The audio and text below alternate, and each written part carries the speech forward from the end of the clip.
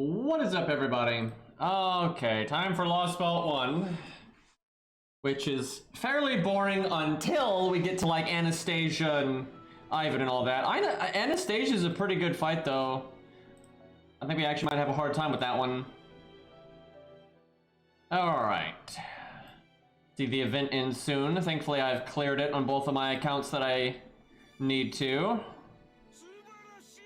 I guess Pages and AF White. Thank you for the resub for 3 months. Oh, and Truckcoon, thank you for the resub for 1 year. Jesus. The double though, but yeah, thank you, AF White and Truckcoon. Just now getting the stream going, but I appreciate it, guys. Alright, what am I doing? Give me Ushi. How the hell am I gonna fight Anastasia if I don't have Ushi at NP2 at least? I guess it really is time to get that Martha up, because, holy crap, that's a mess. Imagine getting to Lostbelt 1 and having NP1 Ushi, by the way. Well, we got that Hans, though. Surely we'll get another copy, right? I'm gonna have to do Martha's strengthening quests too, aren't I? Oh boy, I'll have to remember to play some off stream. When I play off stream though, I normally play my main account, you see, on account that it's my main account. Alright. Snowy Land. Hey, Cairo.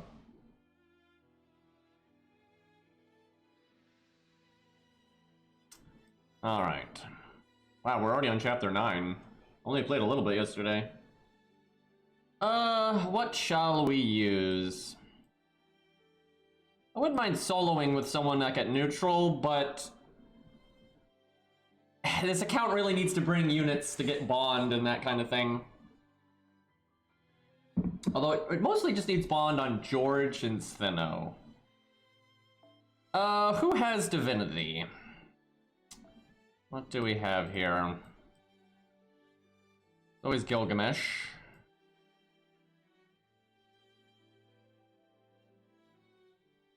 Wait, that's counterclassing. I was gonna use a Reshigal, but that would be too easy, I think. That's probably unbelievable overkill, and Black Grill's not even really good here, but we'll do... See, this way I get to bring George, so there's my bond that I need, and then Stheno is just gonna be there because reasons. If only she had 2030. I can't believe fuck this thing. I'm not using that thing. Just do default. Fuck it.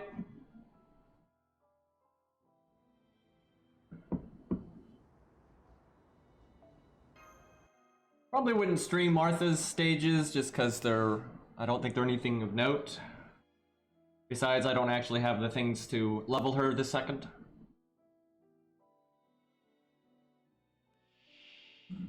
Oh. Hi, Billy.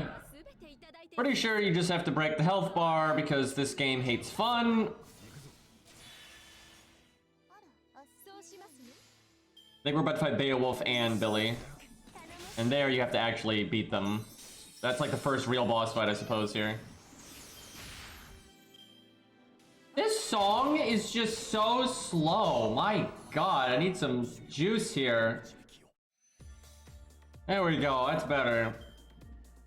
I guess normal cards go.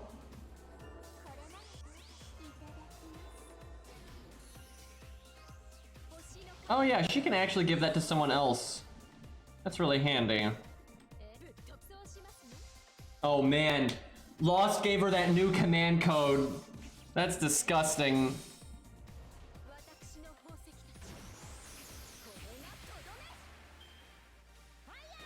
Billy's not evil, so we don't get our bonus damage. Okay, he's not a fan of Stheno, apparently. I'm gonna charm in case, like, something crazy happens when we break.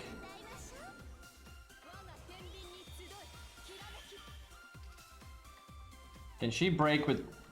let's find out. Wait, the fight ends when you break, so I might as well use it now. That's actually disappointing. I don't know, maybe you have to deal with both health bars, but I don't think so.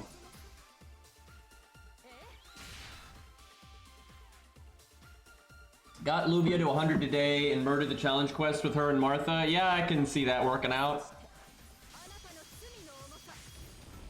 That is a lot of that is so much damage, and he's not even evil. What? We're at class, we're doing neutral damage, right? Obviously we're not at class neutral, but like we're doing neutral damage. I guess Black Crail, but still, that's ridiculous. She needed that NP buff, guys. It was very important. She couldn't break health bars without it.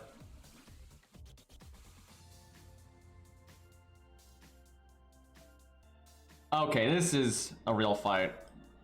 What do we want to use? Well, we could use Bunny Artoria there, something different. There's always Percival! Actually, Percival is really good here because they both have sure hit, but Percival has invulnerability. So he's like actually really good. I kind of want to do that, but maybe that's too good. Look, I won't give him command codes, and I'm not giving him a super good CE. It's totally fine. I wonder if I could duo it. Let's find out. Unfortunately, Percival does not have Divinity.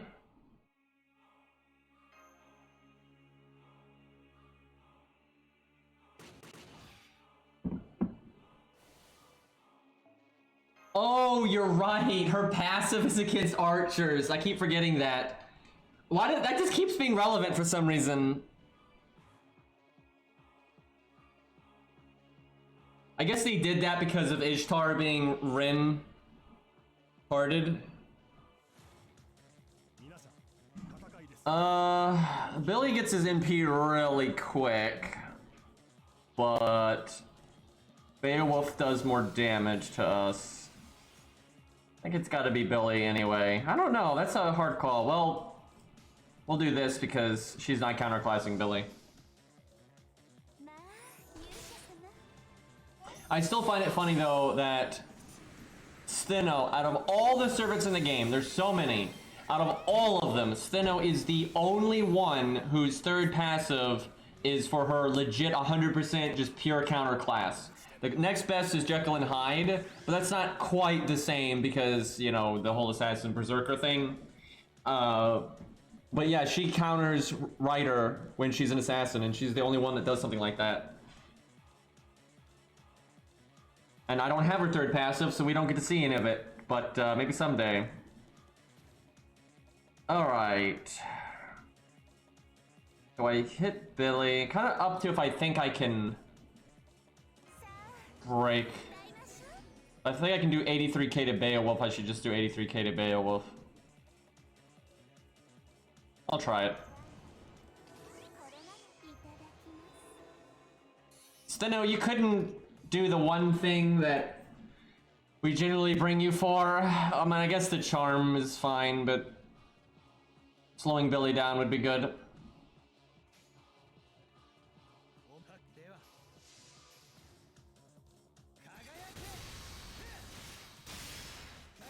Oh, does Hogasai have anti-berserker? Because that kind of counts. That's incredibly unnecessary, though.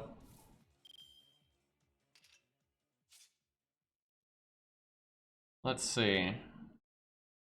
Man, Stheno is getting wrecked. I can't help but notice that we didn't break. Also, now I've got both my art cards, and so it would be a really swell time to do my NP, but I guess not. I may regret the actions that I have taken up to this point. Please don't kill Stheno this turn. Just don't do that. Okay, Guts. The Guts was a free action, apparently.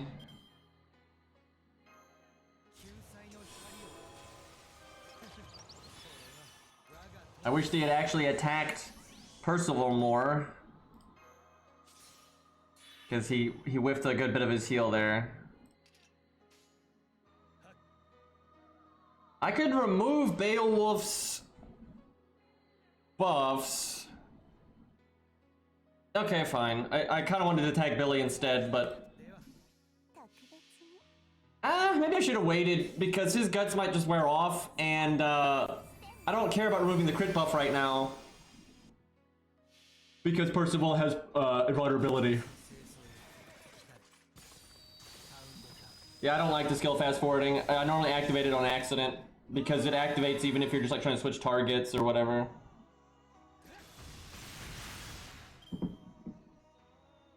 We might really regret not killing Billy first, because he's definitely gonna get a second NP off at this rate. Oh, he's quick charging! Great! Also, he barely attacked us, so we didn't get our NP gain thing from our being attacked skill. You couldn't crit one time? Okay, he got it anyway.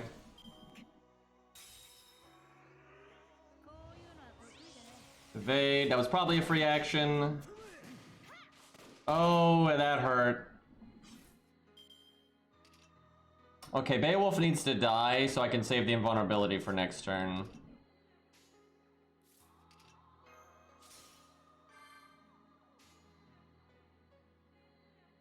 Terrible. Oh wait, no, it's a totally fine time to NP because he has Pierce invulnerability. Man, Percival's got options. Shut up, phone. Billy the Fast, yep.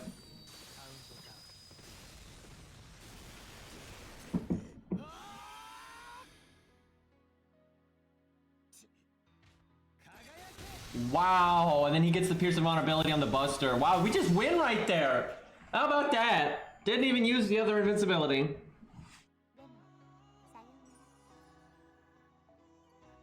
Out here getting Bond. But look, that fight, you don't kill Beowulf or Billy, and actually read the story part, it's not that serious of a fight. Like, it doesn't go that far. But they still allow you to fight both health bars. You know, the fight doesn't end when you break one health bar, right? It's like, I don't get why they do that so much.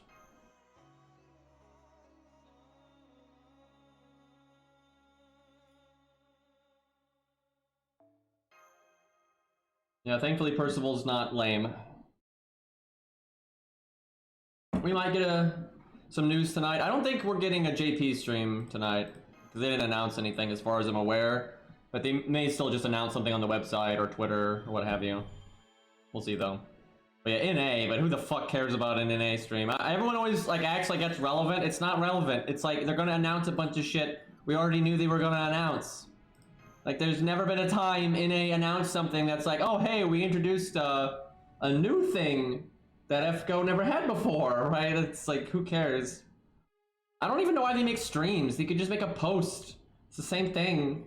You're just sitting there wondering what old thing are we getting now, right? That's all it is. That's not exactly worthy of a stream in my opinion. And then for JP, their streams could just stop having so much goddamn filler in it. Because they're like, yeah, let's have an hour and a half of nothing and then 30 minutes of what people actually care about that we miraculously put at the end. I wonder why.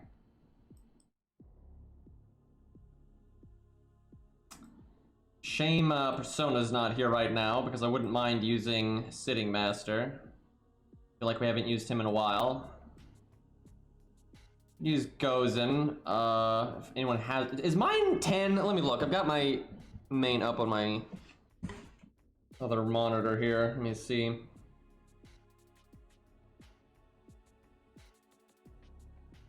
I feel like I wouldn't have given her lures. I know I've been spooked by her a bunch of times. So she's a decent NP rank.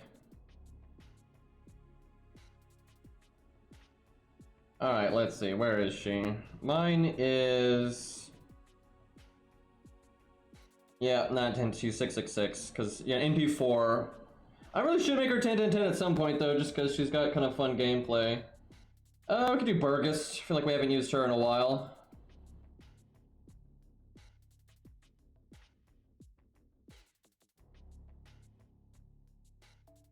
She doesn't have command codes, but these stages don't really call for it.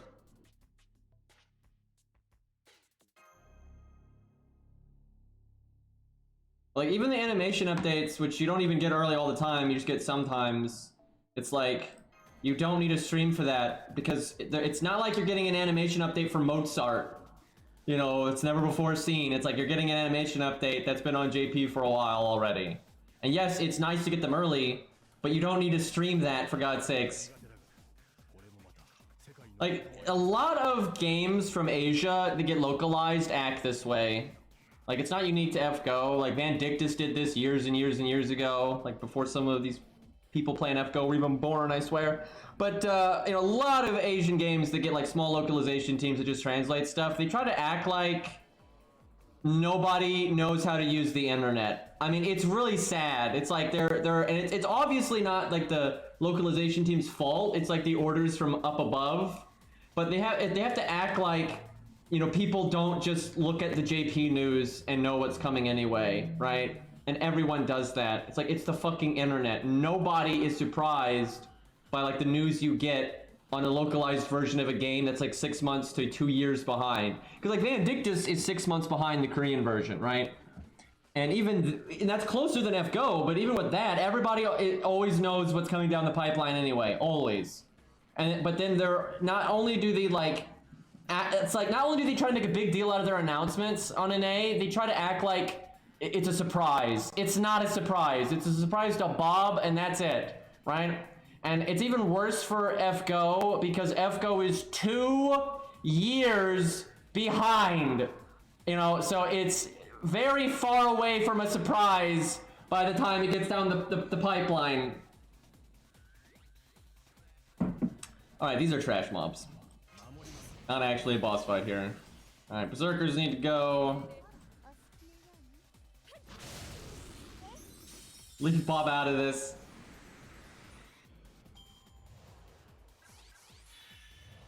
And, like, I get it. There are some people that go out of their way not to look at JP news and stuff, and that's fine. That's totally fine. But you don't, that's again, that's Bob, but you don't need to, you know, make a giant hullabaloo out of a stream for just that. You know, you can just put it on the website or on Twitter or whatever. And really, same goes for Japan. I think Japan overblows their news too. It's like, goddamn, but it's even dumber on NA.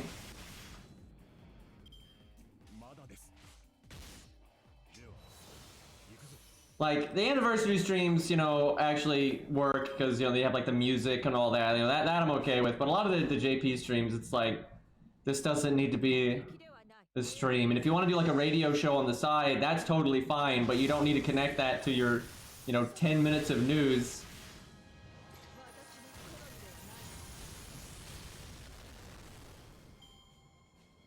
Hey, I didn't say anything bad about Bob. Thank you. Well, Stheno taking the cards. Oh yeah, Burgess can give NP gain to her teammates. Can Stheno do 35k with a quick chain? Not looking likely if she don't crit. If she had crit, she probably would have gotten it. Wow! That 3 of a kind bonus though. That was noticeable. It's just, imagine when she gets her passives and her extra attack will do more. That'll be nice. Honestly, her extra attack really will fuck up Riders, because she has the bonus damage to Riders, she's counterclassing Riders, and then her extra attack will do more damage in general.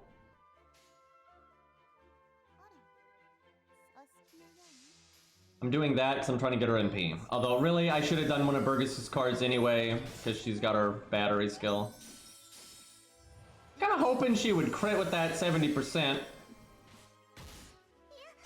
Look at him trying to use poison on the unit with really high magic resist. Big dumb. Incredible NP gain right here. Or Stargen, excuse me. Actually, that wasn't that bad, all things considered. Yeah, I know, we need a lot of Stheno copies. That's why I'm trying to get Bond, because I know, the Stheno copies alone won't be enough.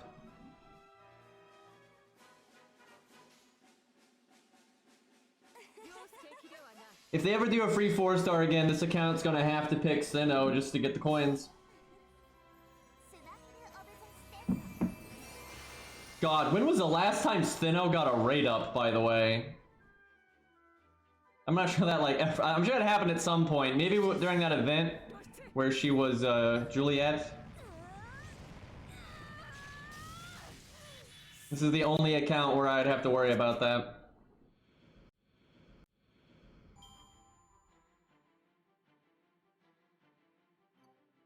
I've been spooked by Stheno though on all kinds of accounts, just not this one.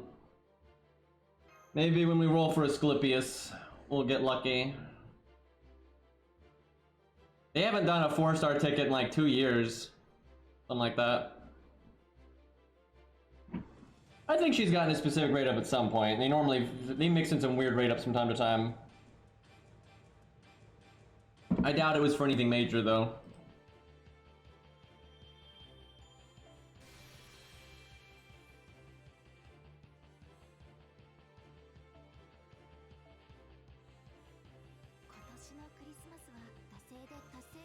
Look at all these fragments. Speaking of Stheno though, I really do need to pay attention to when it's an assassin day so I can get her skills up. Or I just wait until the lottery event.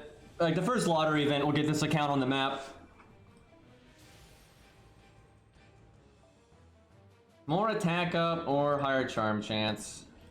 I'll just wait for now. Let's see how many Stheno coins we even have. This is probably really sad.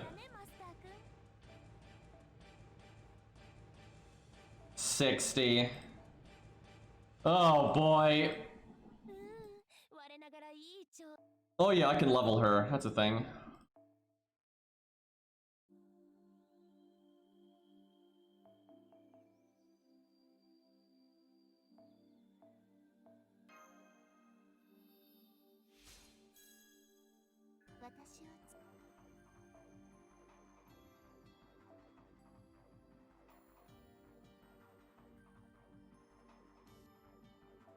I really do wish I had that anti-rider thing, because I want to use her against like Lobo and Epic of Remnant when he's a rider and stuff like that. And hell, Ivan, that'd be fun. There's no way we're getting her third passive though for Ivan.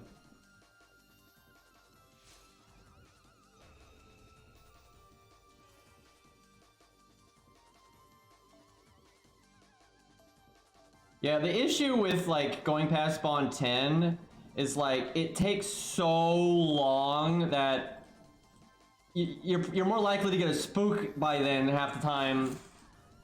The only time it's like practical is if you were already like bond 12 or something before the coin system. But if you're like starting at bond 0 after the coin system, you cannot bet on getting to like bond 13 or whatever, like unless you're like using a bot to farm for you, like a third-party program, and you'll just be setting your AP like crazy, there's just no way. And if you're free to play, you're not gonna have enough apples to do that early on. So, yeah, people always defending the coin system with the fucking... Just get bond!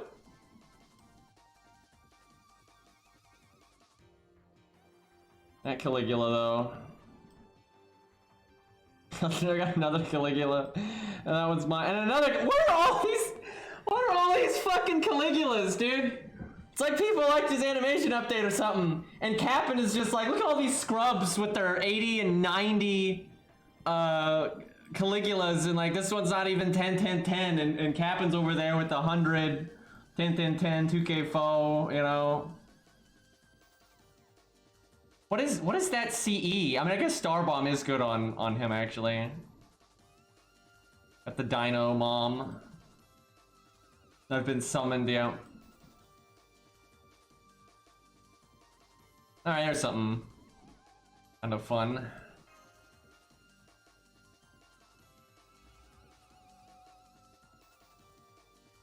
See, like what I said, and I really stand by this, you don't defend something on an if, right? If something changes so it's not bad anymore, you just change your stance. But if something is added and it's bad, you call it bad. And then if they fix it later and make it good, then you say it's good.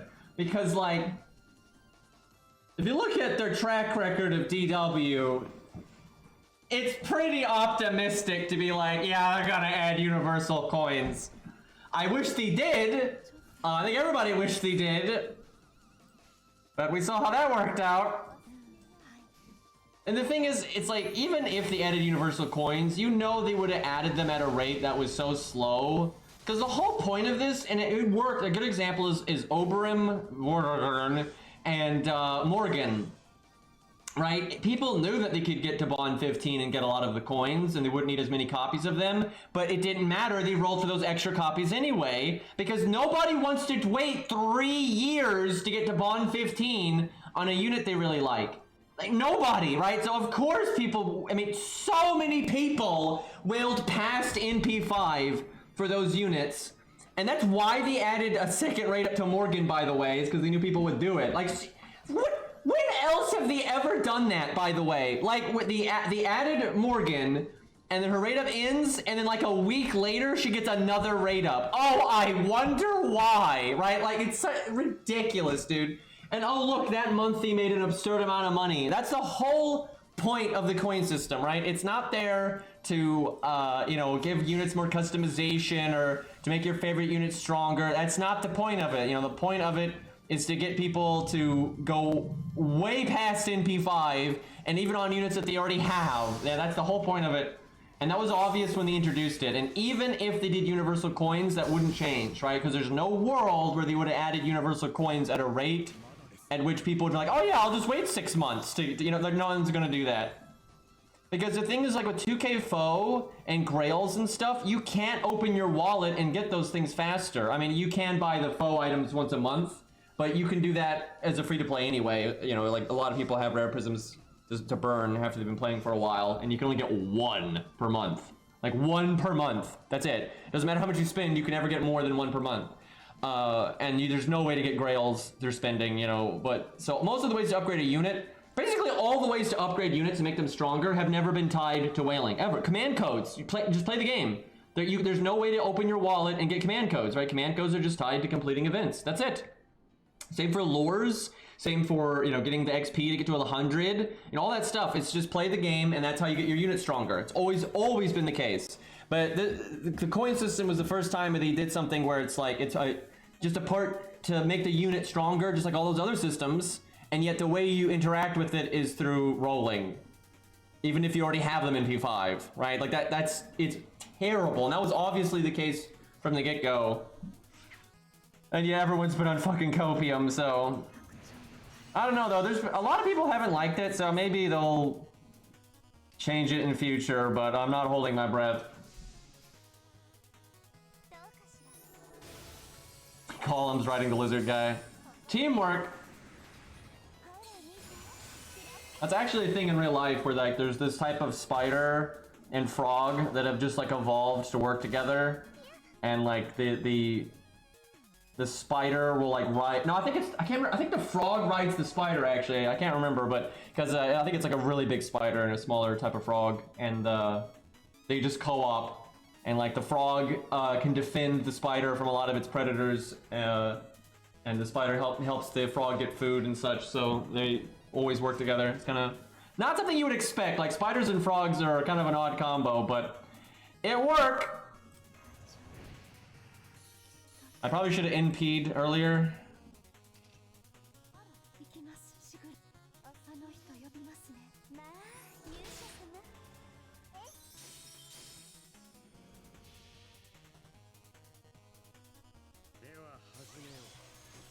I played that Earth Defense Force game, and like some of the aliens are giant frogs, and some of the like other enemies they'll work with are giant spiders. So you have like these giant frogs with like guns, mind you, and then just giant spiders, and they're just working together. I'm like, oh, it's like real life.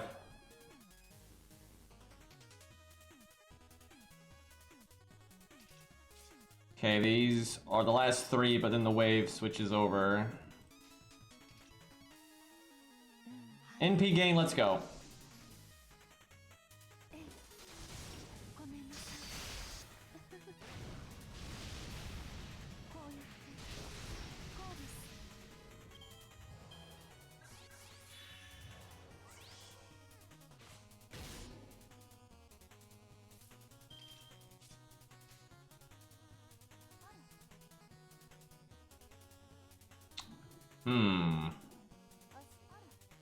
Almost went to the Stheno chain, but I don't need to. Just do that.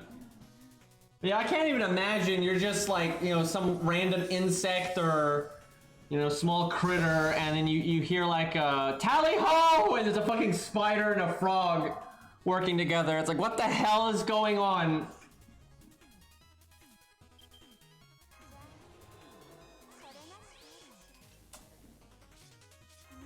There's 20 of these. I'm pretty sure you don't actually have to fight all of these. And if you do, I need to bring an actual team.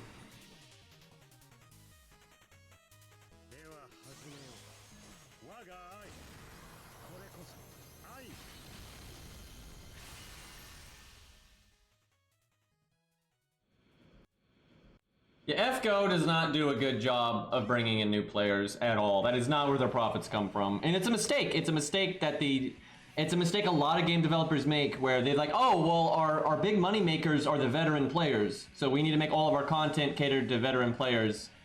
But that's a huge mistake, because you don't get veteran players without getting new players. Like, hello? Like, there's some math issues here. So every time a veteran player quits, if you're not bringing in new players to, you know, compensate for that, in the long run, your player base just dies. But yeah, FGO doesn't do anything to like make their new game better. You know, the old content in FGO is really bad, and not only is it bad, but you always over level it now and things like that, so it's boring. You know, that's a huge mistake in FGO, and it really sucks because they haven't addressed it in 6 years, and I'm just sitting here like, are they ever going to do anything about this? And I don't think so. I think they're always going to be like, oh, we'll just speed it up. You know, we'll do the follow system. You know, throw a bunch of free XP at people so they can level up real quick and just, you know, blitz through it. But that just doesn't work. Nobody wants to get into a new video game they've not played before and have it just be so unbelievably easy that you're supposed to just blitz through it like it's, you know, because no one knows, like, no one gets into a game and knows, oh yeah, if I just suck it up and get through this boring stuff for like 7 hours, it'll get better after that. No, or it actually probably takes more than 7 hours.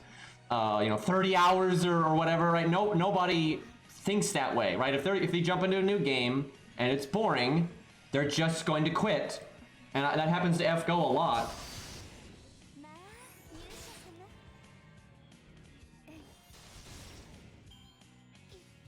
Now, they just need an actual account system. And I don't even know why they don't. Oh, speaking of not having an account system, I was talking about this yesterday. And that BlazBlue Gacha game. And then right after my stream, it was like announced that game is shutting down, and I'm like, I'm not surprised by this, because that BlazBlue game is literally like copying FGO, but without the good IP, and DW tried that with Sakura Wars, and that game died. That game died in 6 months, and this BlazBlue game is now dying in like 9 months or like 10 months or something.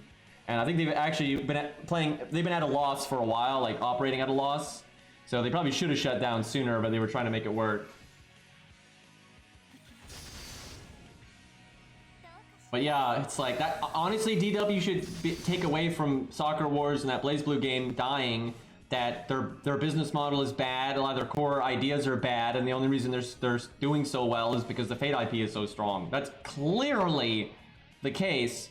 Oh god, I think you have to actually fight all 20 of these. Well, time for Brunhilde to step up, or we're gonna fucking die.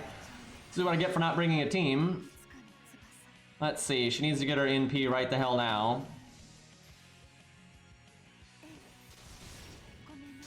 I'll say there is more in FGO's corner, though, than just the IP. You know, they do have good boss fights. You just don't get them for like 100 hours, right? And then also not replayable. You know, that's kind of an issue. But there is more good in FGO than just the IP. But I can say, if they didn't have the IP, no one would get into the game. No one would get invested in the game enough to even get to the good bosses and the challenge quests and all that kind of stuff like that. They would never make it that far. I think we're going to lose, by the way. Like, they've got good music, you know, they've got good boss fights. You know, and they've got, you know, good voice acting, good art, and all that stuff. You know, there are positives, but the core stuff and like the way their dailies work and how there's nothing to do if there's not an event going on, you know, all those kinds of things are really bad, and like their new player experience is bad. You know, their curve for difficulty is really bad. They don't teach players anything. Actually, the UI actively lies to the players, and I've talked about that many times. Where like if you do a first card bonus, it'll show that it applies to the NP, even though it doesn't, and shit like that. Yeah, FGO really needs stuff to do when there's not an event going on. That way, if there's a dead week, it's not really a dead week, right? And that's a big problem, is that when there isn't an event going on or a new main story, there just isn't anything to do, especially for established accounts. And there's just no reason for it to be that way. You know, you can do things like, you know, story replay, new game plus, challenge tower, you know, all kinds of stuff. There's all kinds, you know, boss modes. You know, most games do things like that, so you do have some, you know, things to do. And actually, sometimes I end up enjoying games more during those periods when they have like dead weeks, because it's like, okay, I've leveled up all these units, now I can go play with them, right? It's like, I don't need to farm now, there's nothing to farm anyway. Now I can go, you know, fight the bosses and see how my units do, right? Stuff like that. And yeah, I got main interludes, but they never add them, and then you can't replay them either.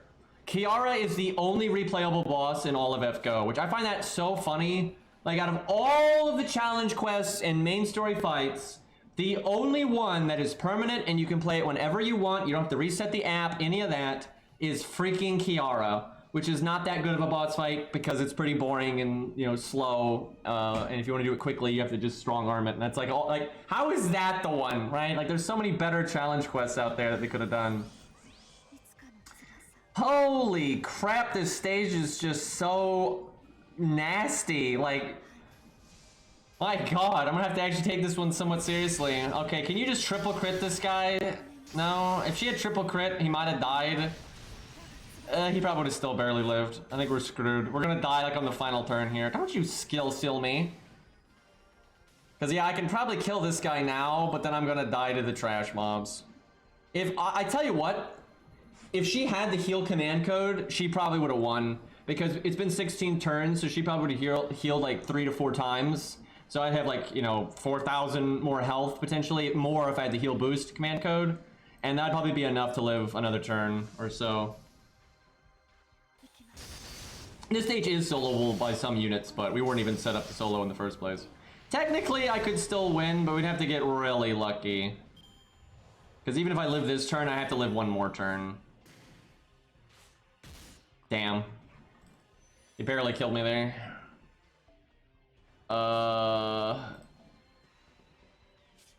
Fucking blue cubes. I think, okay, that's probably blue cube. I think this is quitting. God, they're adding all this stupid crap. Okay, let's, we'll see if we can make Brunhilde work, just because, it's kind of nice to turn that around if she failed like that, but, we'll bring an actual setup. If I had known the way that stage was going, though, we probably could have won. Like, I could have brought default and stuff like that.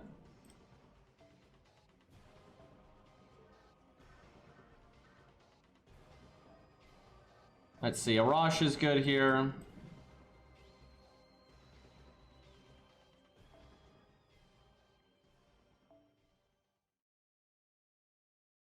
Really do need to get Spartacus up.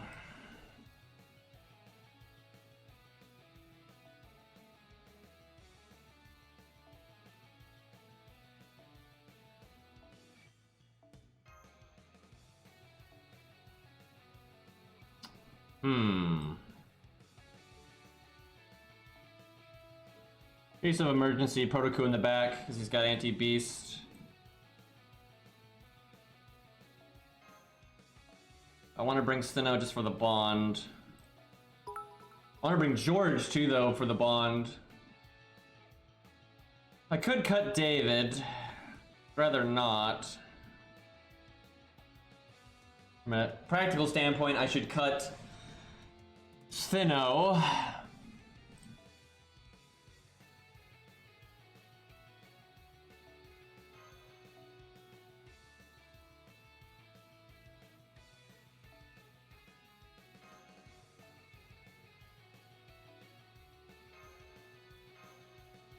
I guess we just won't bring George for this one.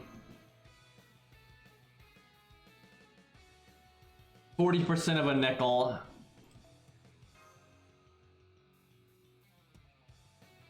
Yeah, I've accidentally blue cubed once. I just quit the stage after though.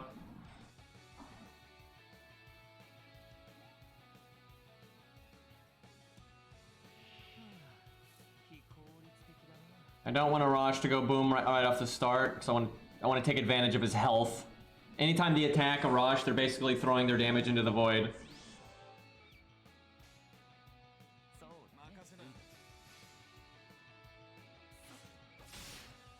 So there's 30 enemies in total here, I think.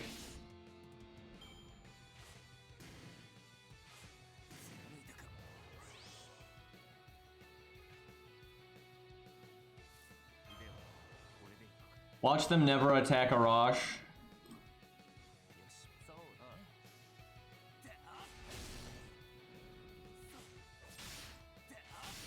Damn.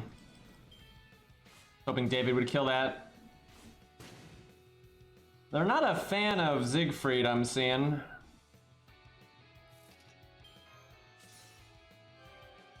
I could impede with Siegfried right now. That's okay. Yeah, we'll do that.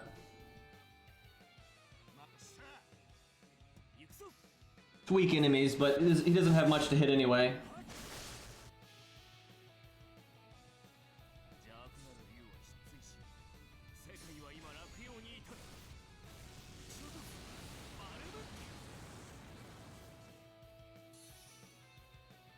I have never used a blue cube in any serious capacity, and I don't plan on ever doing so.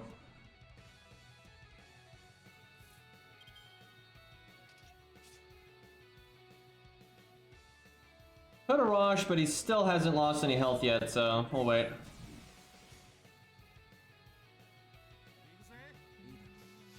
Maybe I could have put David's first. He might have done enough to kill there, and I could have... Yeah, he would have killed. And I could have done Charisma to be safe. I could have killed all three.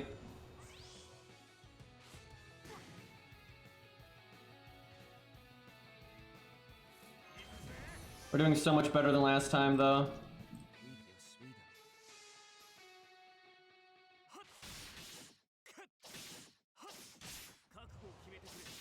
Watch this Lancer smack Arash. He could actually kill Arash right here if he, like, double crit. Okay.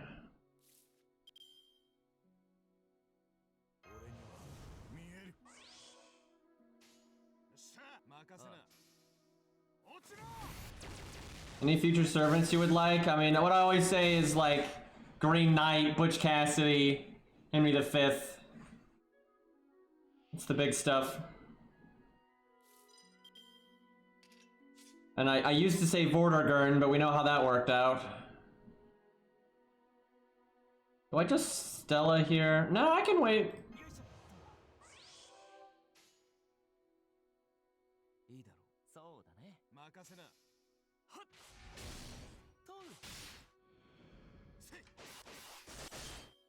Lagartha's another one. Just Lagartha's not even like my favorite figure in like Norse mythology. It's mainly that she's such an obvious pick, and because they're always looking to add waifus, but they're always gender bending dudes, and you could just add, you know, stuff that is already female in history and legend, and they just ignore that stuff all the time. It's so stupid. And then you have like Cleopatra, who's one of the most famous people to ever live, and they used her in such a like throwaway joke capacity. Like Cleopatra is only in like joke events and never does anything serious. I'm like, what? Okay, not gonna rush yet still. He still has the evade.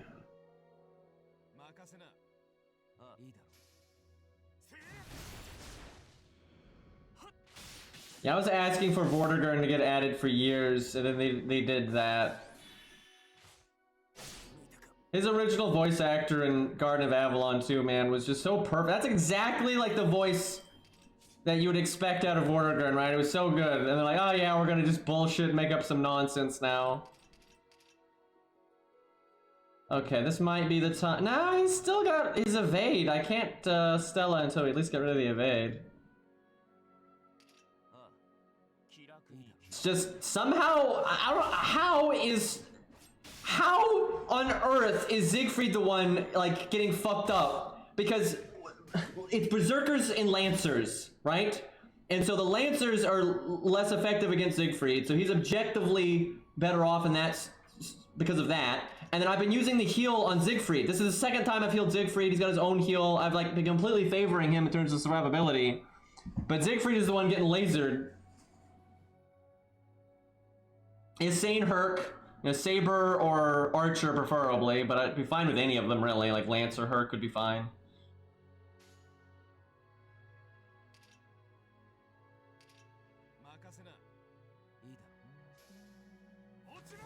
Yeah, Angra Mainyu, he obviously though he's already part of FGO, he just isn't playable yet, but he will be someday. Copia maybe, but the Angra Mainyu's cool. Kind of a bad person, but it's interesting though because he has good qualities, right? He's not just good or just bad, and like Bitavir even says, Angra Mainyu is the person that probably contributed the most to Camelot not falling apart. So yeah, it's kind of interesting. Yeah, I've seen a few people that want Remus, but and I'd be totally fine if they added Remus, but I just do not think they're ever going to do that. I would love to be wrong, but do not see that one happening.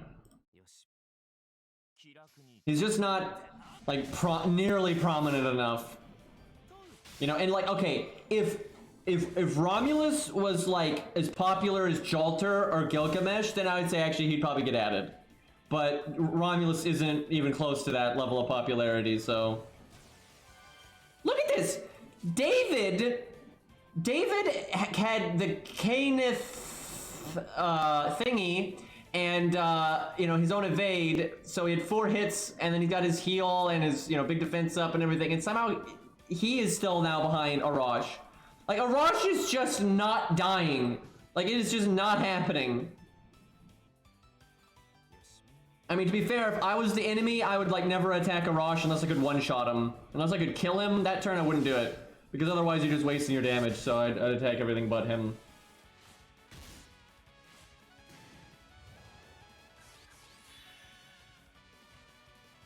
I might just have to... We have another evade! Arash is full health! And Arash has his 3rd skill and 1st skill. Holy crap!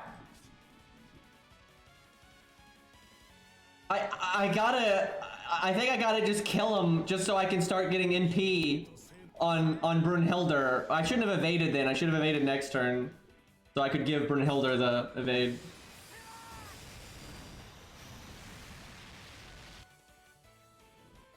Did I finish using the Grails to 90, 100 phase, Q, Lancer, David, Robin, Ushi, and I'm guessing Hans?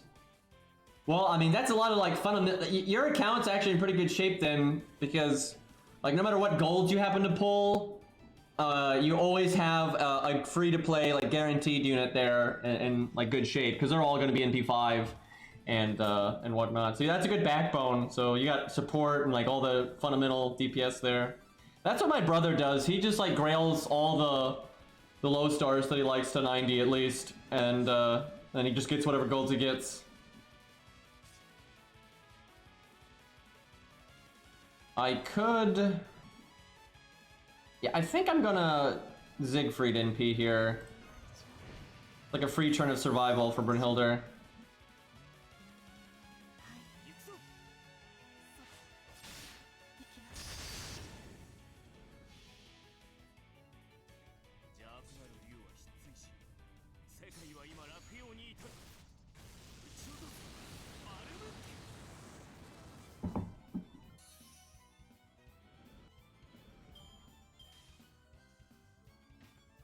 David's getting messed up by that dot. Alright, if I kill these 3, then it's the big boy and the last enemies. What can I do here?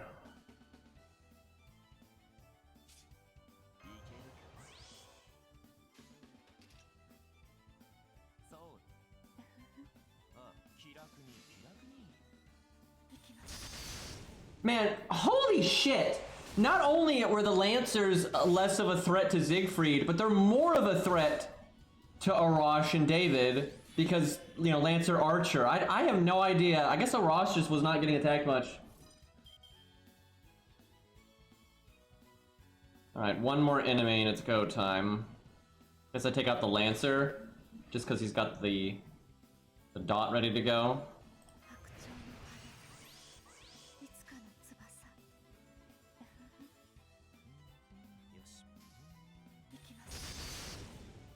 Probably kill 2 here.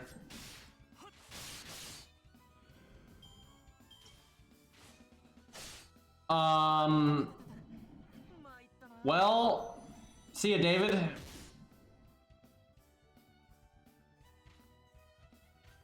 Don't worry, guys. Stheno's gonna show this thing who the real assassin is.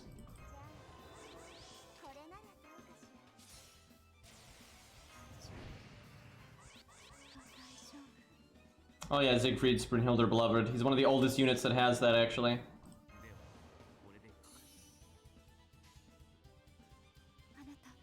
Well, the bad news is we're giving 3 actions per turn to the Hydra, where if there were 2 ads alive, it'd only have 1. But this should do enough damage that he'll either die or be so low that we'll kill him next turn. Damn, he's dead. That's really impressive damage. She didn't have a bunch of buffs from teammates. Cool extra attack.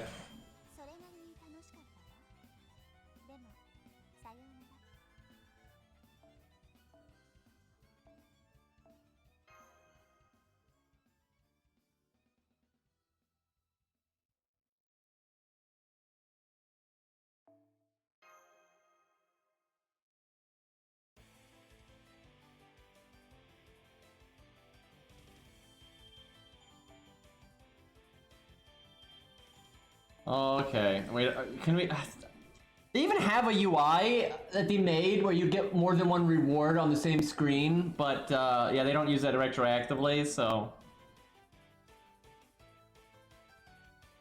crap all over the screen. This is probably a filler stage.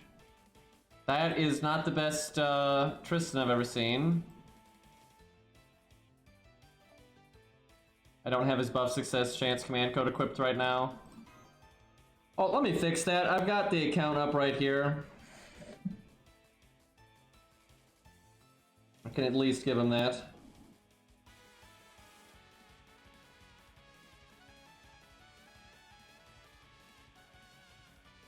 If I can find it with all the stupid text all over the command codes now. Okay, it's equipped, and I don't think I have to update the UI to have it apply, so. I guess a Rosh again. In case that's a giant snake.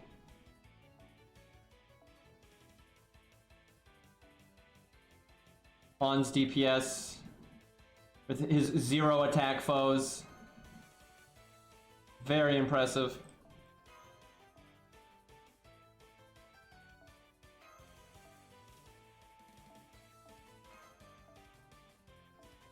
I really need to put George on the team. Okay, no caster to counter the assassin. What could go wrong? Give him that in case he dies. Alright, off we go. See ya, Zaw. Thanks for hanging out. Sorry about the bad timing with my streams. One of these days.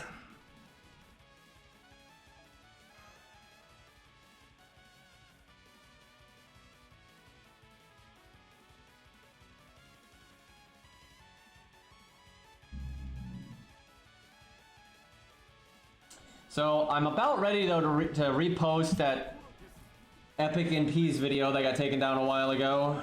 I had to, you know, re-edit the sound, and it's taken a minute, but I've been kind of putting it off and just haven't had time to just work on it, and today I finally just sat down and worked on it, and it's basically done. I'll finish it after the stream.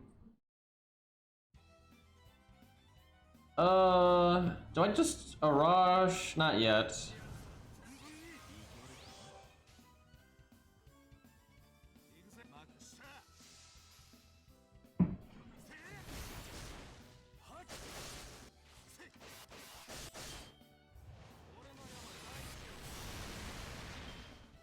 Someday I'd like to remake it entirely instead of just fixing the sound. Because there's a lot of animation updates, you know, like Ushi and Gil and all that. But what I'm gonna do is once like Sanson gets an animation update, Leonidas, Billy, you know, all that stuff, I'll make a proper third one with a lot of new stuff. But I'll put in all the old stuff that has gotten animation updates.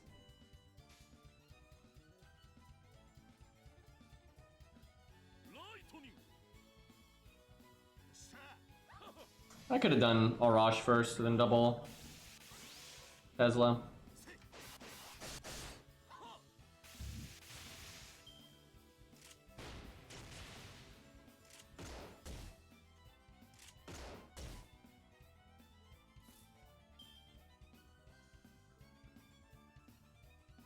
I mean, you could beat 5-1 with all Greek stuff, but you're probably not 5-2.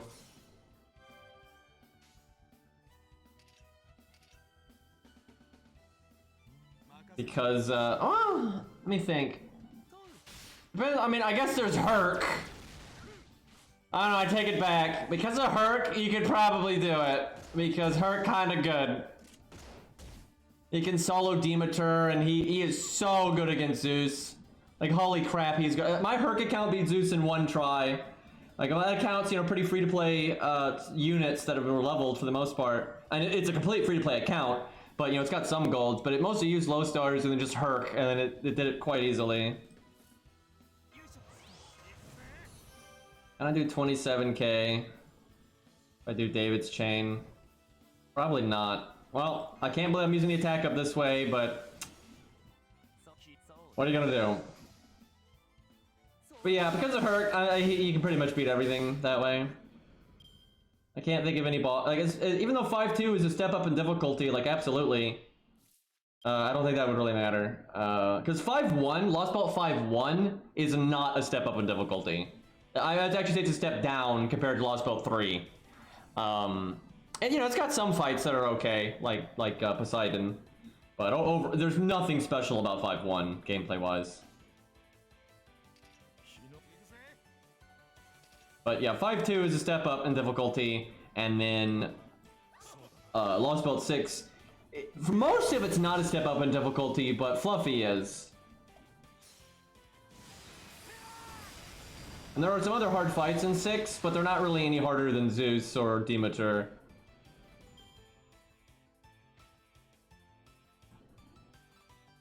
I just had the most insane sneeze, and I barely turned my mic off in time. Like, you all didn't hear a damn thing. That was like so smooth on my end. I just barely clicked the mute button and then massive sneeze, and then turn it back on. Allergies, man. See, Tesla does not have his buff success chance. I guess I just throw it out.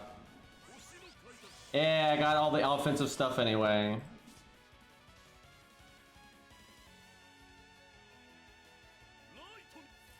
I like how Tesla gives his teammates NP gain now. Cool.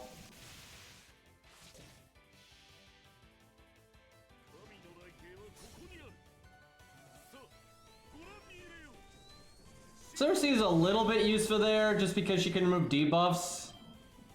But, and you know, she can get her NP off easily and help out with damage a little bit. And if you really wanted to, she could probably be your main DPS, but it's so inferior to so many other things. Like, she's inferior to Ku, big time. But if you've got like a super grailed NP5 Cersei and all that crazy stuff, I mean, you can make it work. But you would not want her to be the main DPS. But the anti-debuff is nice.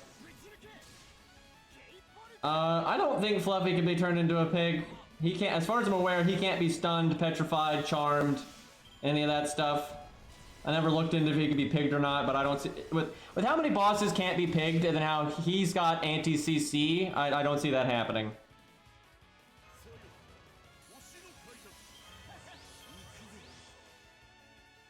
Man, Protoku not getting any crits there. He crit anyway.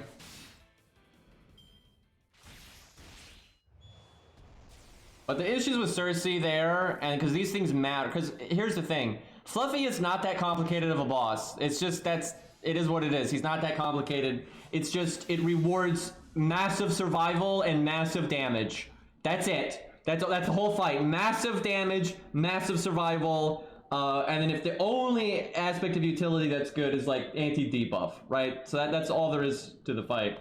And Cersei does not have big damage. Cersei has no survivability, and at least Cersei has anti-debuff, but that's it. So although she has something positive, that's pretty minor, because there's a lot of other things that have anti-debuff, and you can normally get by with just Atlas and then like the story support, Castor Oratoria. So she's not that good. And like, for example, although she can give you some anti-debuff, she does not offer enough damage to be better than Asclepius, right? Like Asclepius has better anti-debuff and then some survival for the team. And then it's like, oh yeah, well Cersei does damage, but it's like, it's so irrelevant, the damage that she does. And hell, she might show up from the back row or something on a turn where Fluffy's got all of his shields up, and so her NP wouldn't do anything anyway. And by the time the shields are down, Cersei's dead. And then it's not worth burning survivability to keep Cersei alive because she doesn't do enough damage.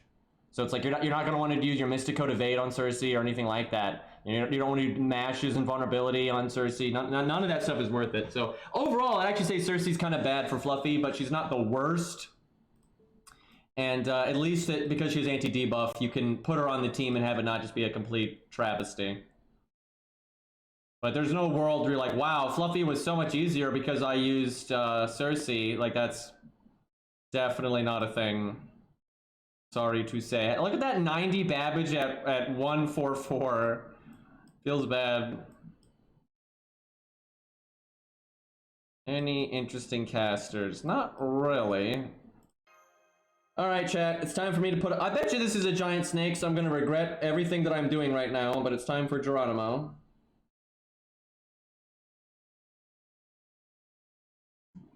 I'm almost positive I'm going to regret this.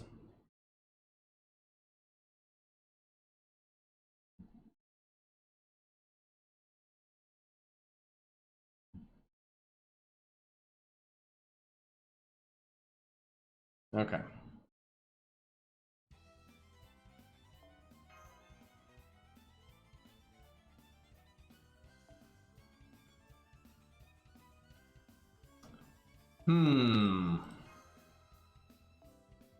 This account doesn't have a good Berserker, and it doesn't have a good caster. And as such, we do not have what we need to do Shimosa.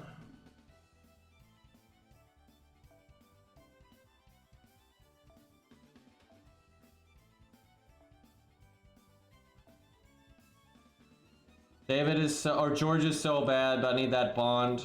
I want to bring David, but I don't have room. Could cut a Rosh.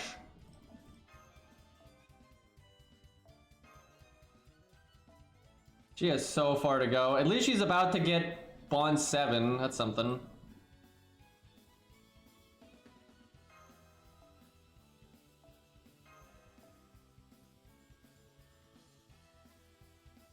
This works with Geronimo's NP. Clearly that's the play.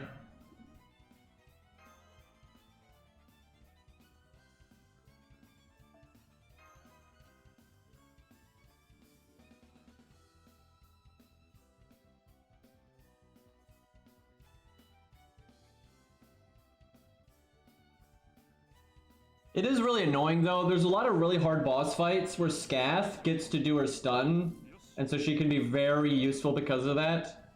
Where pretty much all of those really big boss fights like that, you can't pick them. And Cersei's worse than Scath anyway. Like if Scath can't stun and Cersei can't pig, Scath is better. Like, and then stun works way more often than pig. There's 100 enemies, but I'm quite sure you don't have to kill them all.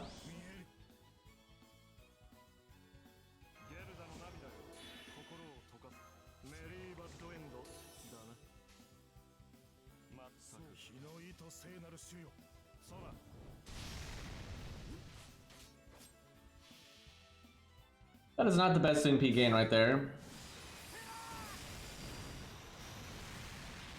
There is no way to do 1,000,000 damage with Angra.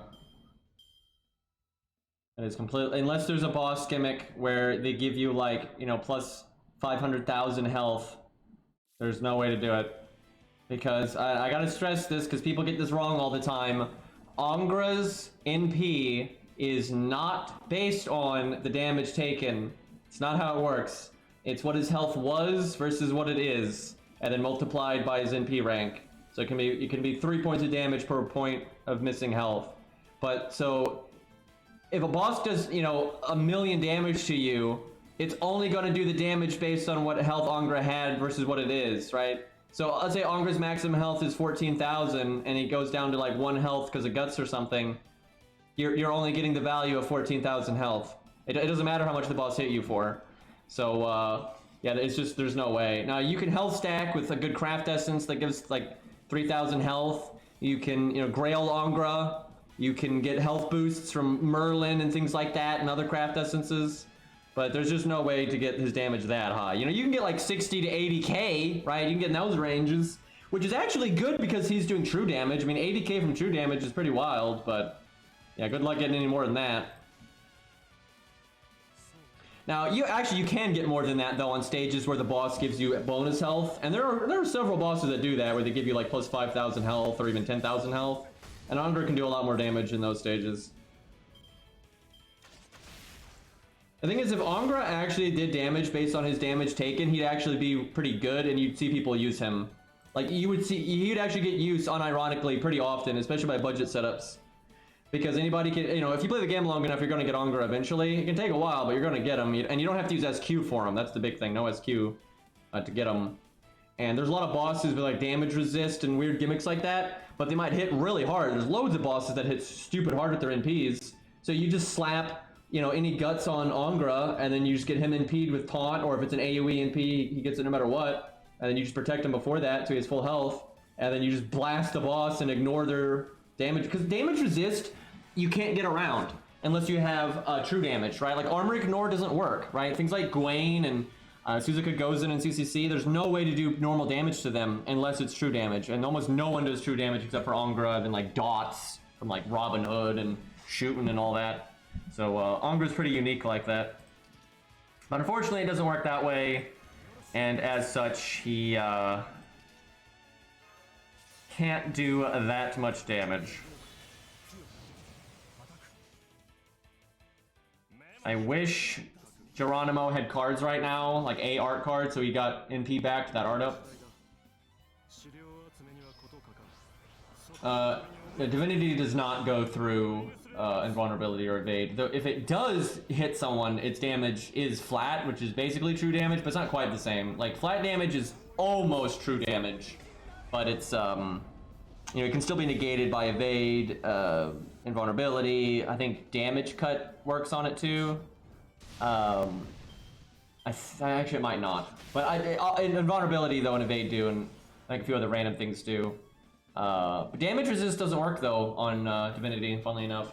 But you have things like Robin's Poison, Angra's NP, you know, Tomoe's Burn. Those are true damage, and they ignore everything.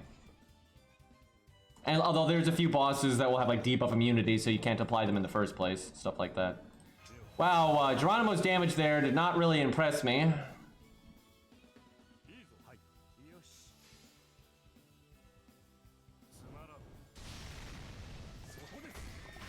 Yeah, there's some health drains. That's true. There's not a lot of them, but there's a few of those.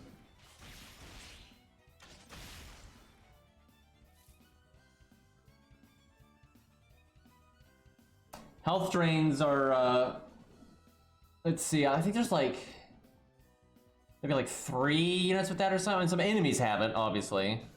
Yeah, it's definitely not a common one. How is George still alive? It's also accomplishing nothing and taking all of the cards.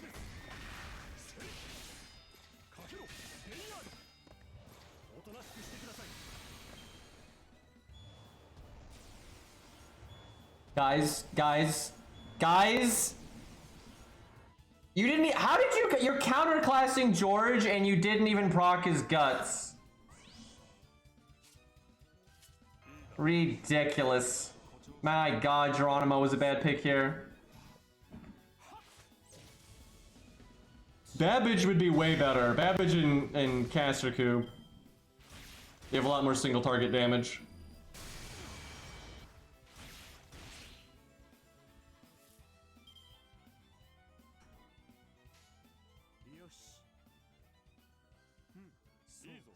Well, at least Hans can get rid of that buff success chance down. Although they're about to apply it again. And of course they did it to Hans. Please hit George. How are just... Yeah... Ugh. We haven't even broken one bar.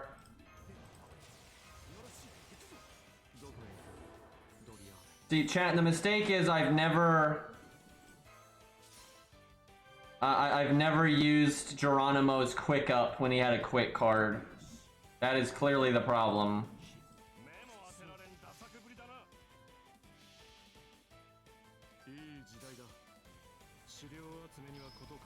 Actually, like, Robin Hood's dot is nice in Orleans because the enemy's health is so low, and if you're like low level like you're supposed to be back then, it'll be more damage than you'll easily get out of a lot of your normal cards, and then it hits all 3 enemies, so.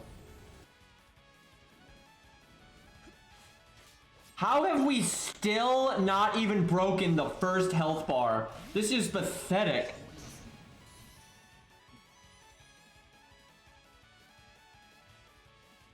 Yeah, that'll get him though.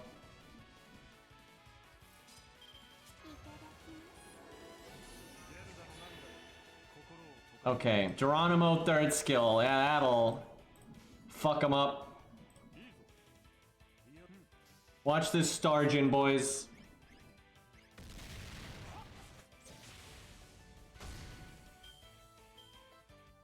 They get made 6 stars because one of those stars was from the butt. Oh, you don't even have to.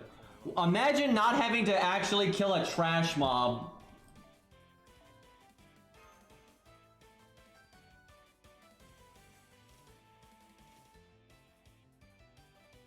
Geronimo is not dressed for the weather.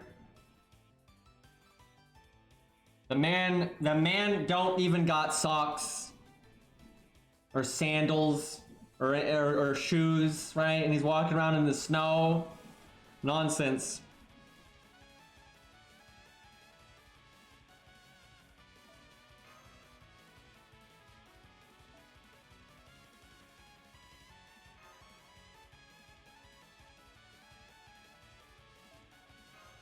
I think Leonidas is the least ready for snow. Although I guess he's got the cape that he could use. Beowulf's pretty bad.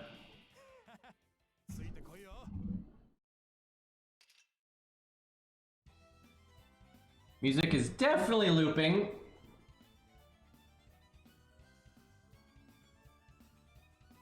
I need to spend a day and just like update the hell out of the playlist.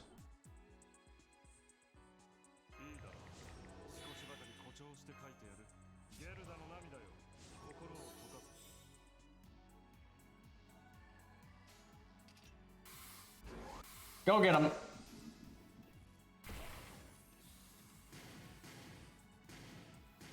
Actually, Zenobia would do better than Beowulf in the snow. Not that she would do well, but Beowulf is way worse off there. And she could like NP, then it's not so bad. Beowulf might be the least prepared for snow. Now, obviously, I don't think servants even feel the cold or the heat in that way, so it wouldn't really matter, but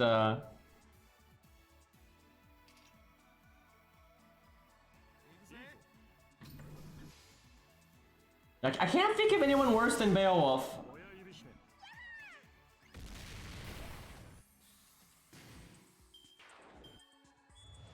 There's probably something, though.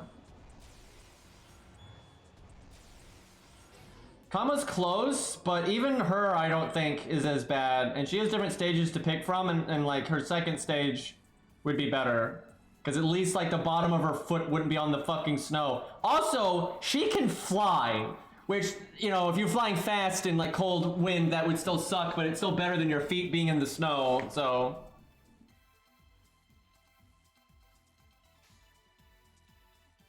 Canis is absolutely not worse than Beowulf. Like, no way. It's not even close. Again, she has fucking shoes. Like, it's not even remotely close. Like, it would suck. Like obviously what Canis is wearing would really suck in the snow. But I will remind, all Beowulf is wearing is pants. That's it. Right? So the stuff you really gotta worry about in snow is your feet, your hands, and your head. Beowulf ain't got nothing. Like, it's so bad, right? So fucking bad.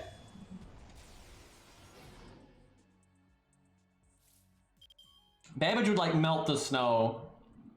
So, that wouldn't be so bad.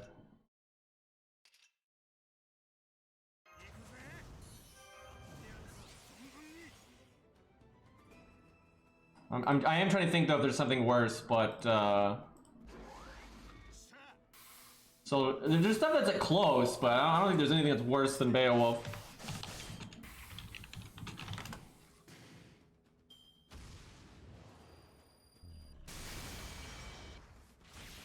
Asterios? Okay, actually, let's see. That might be worse, or at least as bad. Yeah, Stereo. Oh, well, here's the thing. His clothing is terrible, but his name, if you will, would actually help, right? Like, that would actually help. But no, he's pretty bad. He's pretty bad because not only does he not have shoes or gloves or, you know, anything on his chest at all, but like his skirt thing is very open and whatnot, right? So that'd be worse than the pants. But he does have the mask, which would help a little bit. And he's got his hair. Now that's not part of his clothing, but his hair would legit help. So if it was like Asterios, if he was like flesh and blood again, so he could feel the cold, and Beowulf, I'd actually say Asterios would do better. But if you're gonna cosplay one of them, right, and you're just wearing their clothing, then Asterios' clothing would be worse. Most summer servants have shoes and shit though, so they're still better off than Beowulf. Like it's pretty hard to be in worse shape for snow than Beowulf. Okay, Hercules. That's probably equally bad. Let's see. I don't know why it took us so long for anyone to say Hercules. Yeah, Hercules is pretty bad. Yeah, Hercules is pretty bad. He's just got a skirt thing too. It's actually probably better than Asterios's. And I guess he's got the stuff around his ankles, but that ain't gonna do much, so, yeah, Herc's pretty bad, actually. Herc's probably, the worst I've seen, actually. Yeah, if it was Herc himself, his skin is made out of, like, rocks, so, it wouldn't matter. But in terms of the clothing, that's really bad. I could have cleared that first wave so long ago, because I don't need all this stuff that I saved for the final wave. I could have just like Stella'd or done my crits, like whatever.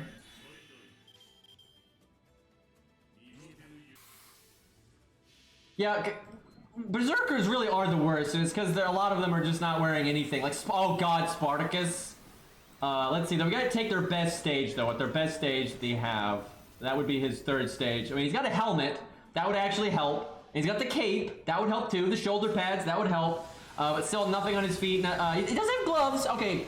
Spartacus is way better than Beowulf and Herc. He's not good. I mean, you'd still be freezing your ass off, but would still be way better than those two. But yeah, Spartacus is quite bad.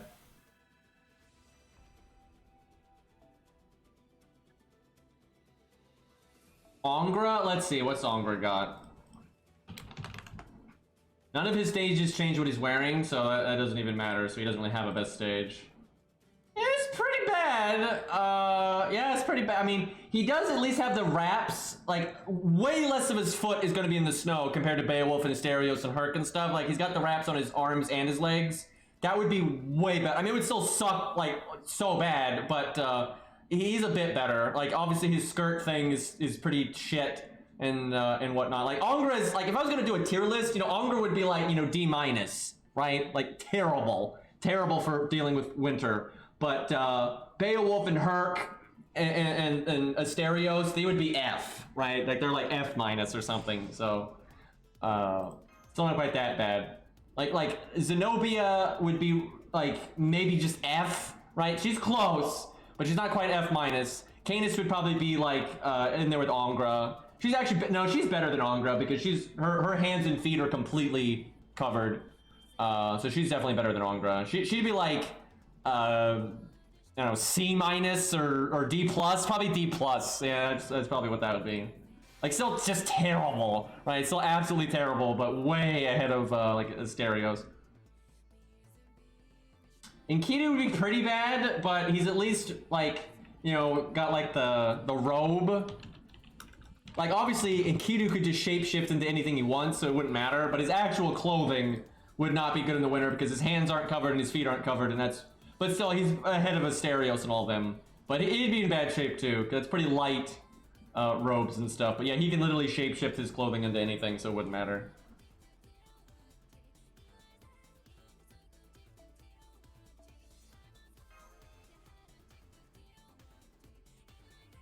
Kama is still way ahead of most of the stuff we just listed. And people keep like trying to pick one stage of a servant and act like that means they're like just as bad. But that doesn't work, right? Because generally their other two stages are like way better. So Asterios, none of his stages are good. Herc, none of his stages are good. Beowulf, none of his stages are good. And generally your canonical stage is stage 2.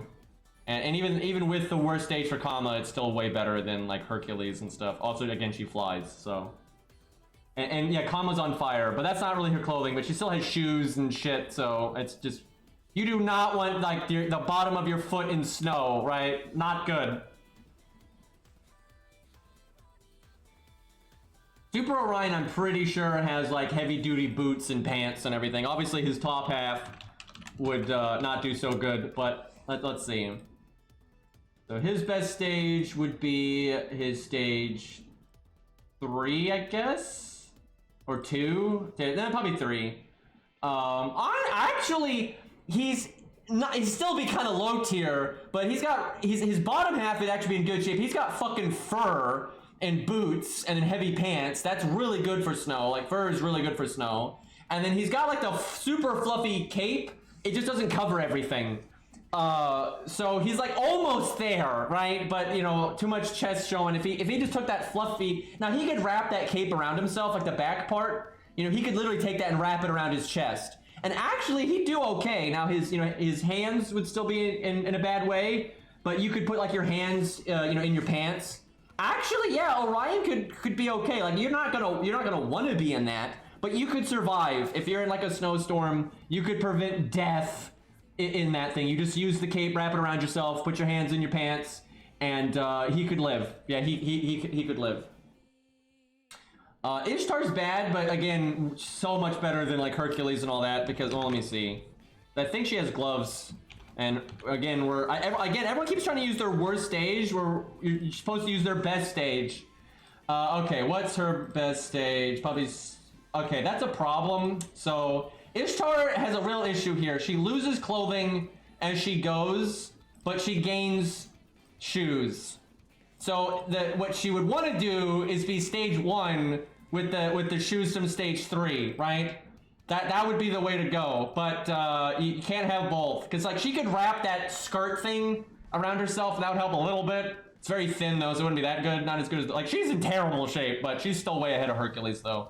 I don't even know what would be better for her, or I guess because she can fly, her stage 1 would probably be the best if she like curled up into like a ball and like hovered, right? That'd probably be her best bet. So that's better than, I mean, that's light years ahead of her, but it's still terrible. Serenity's awful. Oh my god, I don't even need to look at that one. That one's awful. Let me see. That's super bad.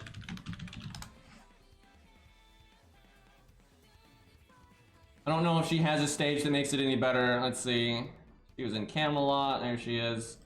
Let's see. Okay. She doesn't even. What the fuck? Her stages don't change at all. God, what the literally none of these change anything. So her stage 2 is the best because the mask would help a little bit. But this is terrible. I mean, like her legs are fine because like the skin tight stuff can actually trap a lot of heat, so that's okay. But no shoes. Nothing on the fingers either. Hardly anything on the top. That'd be quite bad. But still better than Herc, but that'd be bad. Her costume. I don't know, it's more flowy, so a lot more air would get in, but she actually has shoes. But the material looks like it'd be terrible, so I don't know, they're all pretty bad. Her costume is probably still the best, though. So far, though, the Berserkers are the worst by so much, and it's because they don't believe in shoes. Like, they're like, yeah, I'll just barefoot everything, right? And they're like, they're not wearing anything, and they don't have shoes, so really, bad time for them. Let's turn this around, though, Chad. Who's the best? Who is the most winter prepared here out of everybody? Let me scan through some of these. So let's see. I see a few that are okay, but they're still not like super great. Okay, let's look at sabers here. I should really bring these on stream, but it would take a while to set that up. Karna's okay, Santa Karna. I'm sure we'll see better than that, but that's all right. What's his name? Saito Hajima. He's okay. Not like ready to go in winter, but like his stage 1 ain't bad. He's got 3 layers there. He's got the inner shirt, like dress shirt. He's got the suit coat, and then he's got the trench coat. So, and he's got gloves. They're fingerless, but that's still okay, and you can put it in your pockets. And he's got shoes and shit. So, actually, so far, that's pretty good. Like, that's actually, you would wear that in, like, early winter, right? If it's like a snowstorm, you're fucked. But so far, that's okay.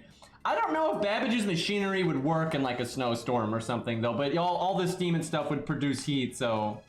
okay, let's see what we got. And for archers... Gil's okay. Tesla's good. Actually, Tesla's pretty good, actually. Especially if you wrap the coat around yourself. Yeah, Tesla's actually in really good shape. Moriarty's okay, actually. Because, yeah, actually, damn, Moriarty's probably the best I've seen so far. Because he's got, same thing as Saito, but he's got like an even bigger coat and such. Because he's got the inner shirt and all that nonsense too. And he's got a cape. So, Moriarty looking good here for winter time. Fujino pretty ready for winter. That's all right. It's not, again, not for like a snowstorm, but you could survive, right? You're not gonna just fall over and die. Her stage 1 is pretty decent. Okay, definitely not Napoleon. Wait, what about his stage 3? Actually, yeah, his stage 3 is okay. I mean, it's not like ideal for winter. But you can hack it. That's okay. Just put your hands in your pockets. Tristan? I don't think Tristan's good. He's got like the open shirt. I mean, I guess you could close it. Oh yeah, no. Oh god. Yeah, his stage 3. Yeah, it looks like he's got. It's hard. You can't tell what's under the armor, but he's definitely got stuff under the armor, and that's normal for armor. You normally have like some kind of leather or cloth underneath it. So he's got some kind of inner stuff under the armor. That's always important with that kind of armor. And then you can literally see like the black clothing that he's got, and then the armor, and then he's got the cape, and it's got fur. So yeah, actually Tristan looking pretty good. I don't know if he's better than Moriarty, but that's not bad. He looking pretty good there. What we're really looking for is someone that's got layers, fur, and headgear, right? That's what we're looking for. Say stage 3. Let me see. I don't remember Say's stages. I can't.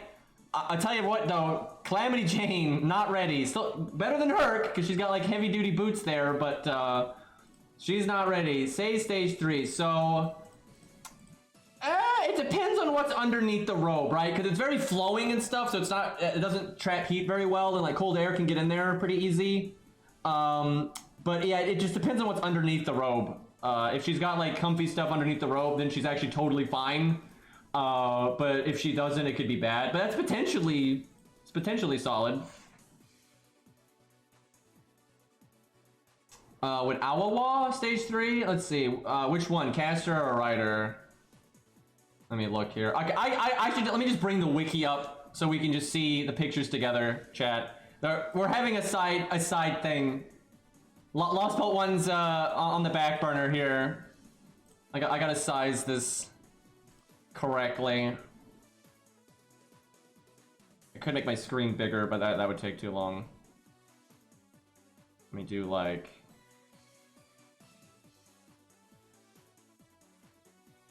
Okay, that's not perfect, but we'll be able to see most of them. Okay, yeah, that's pretty good. That's pretty good. Peak FGO content indeed. This is kind of interesting. All right. We'll get to chat suggestions in a second. Let's just start here. We'll start with MASH. And again, We're looking for best stage, not worst stage, right? We're trying to look at their best options. Okay, so stage 1, no. At least she has shoes and gloves, so again, better than Herc, and so way better than Herc, but not super great. But I mean, honestly, the gloves would be good. So her best is clearly going to be this one. Hold on, let me bring up like the sprite model. That's going to be the. There we go. I mean, it's okay, but not great. I mean, there's holes everywhere, right? So the air's going to get in there. But I've seen worse, right? She's got the gloves, she's got the boots, and she's got like leggings or something under the armor. So it'd be okay. You could survive, right? And you could you know, wrap your arms around your body and whatnot. You would live, right? But it's not going to be the most comfortable, right? That's not the most winner ready here. All right, what stands out here for winner? Okay, Nero pretty bad. Saber Ultra would be okay. Siegfried not so good. He does have gloves and armor and stuff, but his whole chest is exposed. But not too bad. Not too bad. Artoria's fine, actually. Let's see. What about her stage 3? Would that be extra?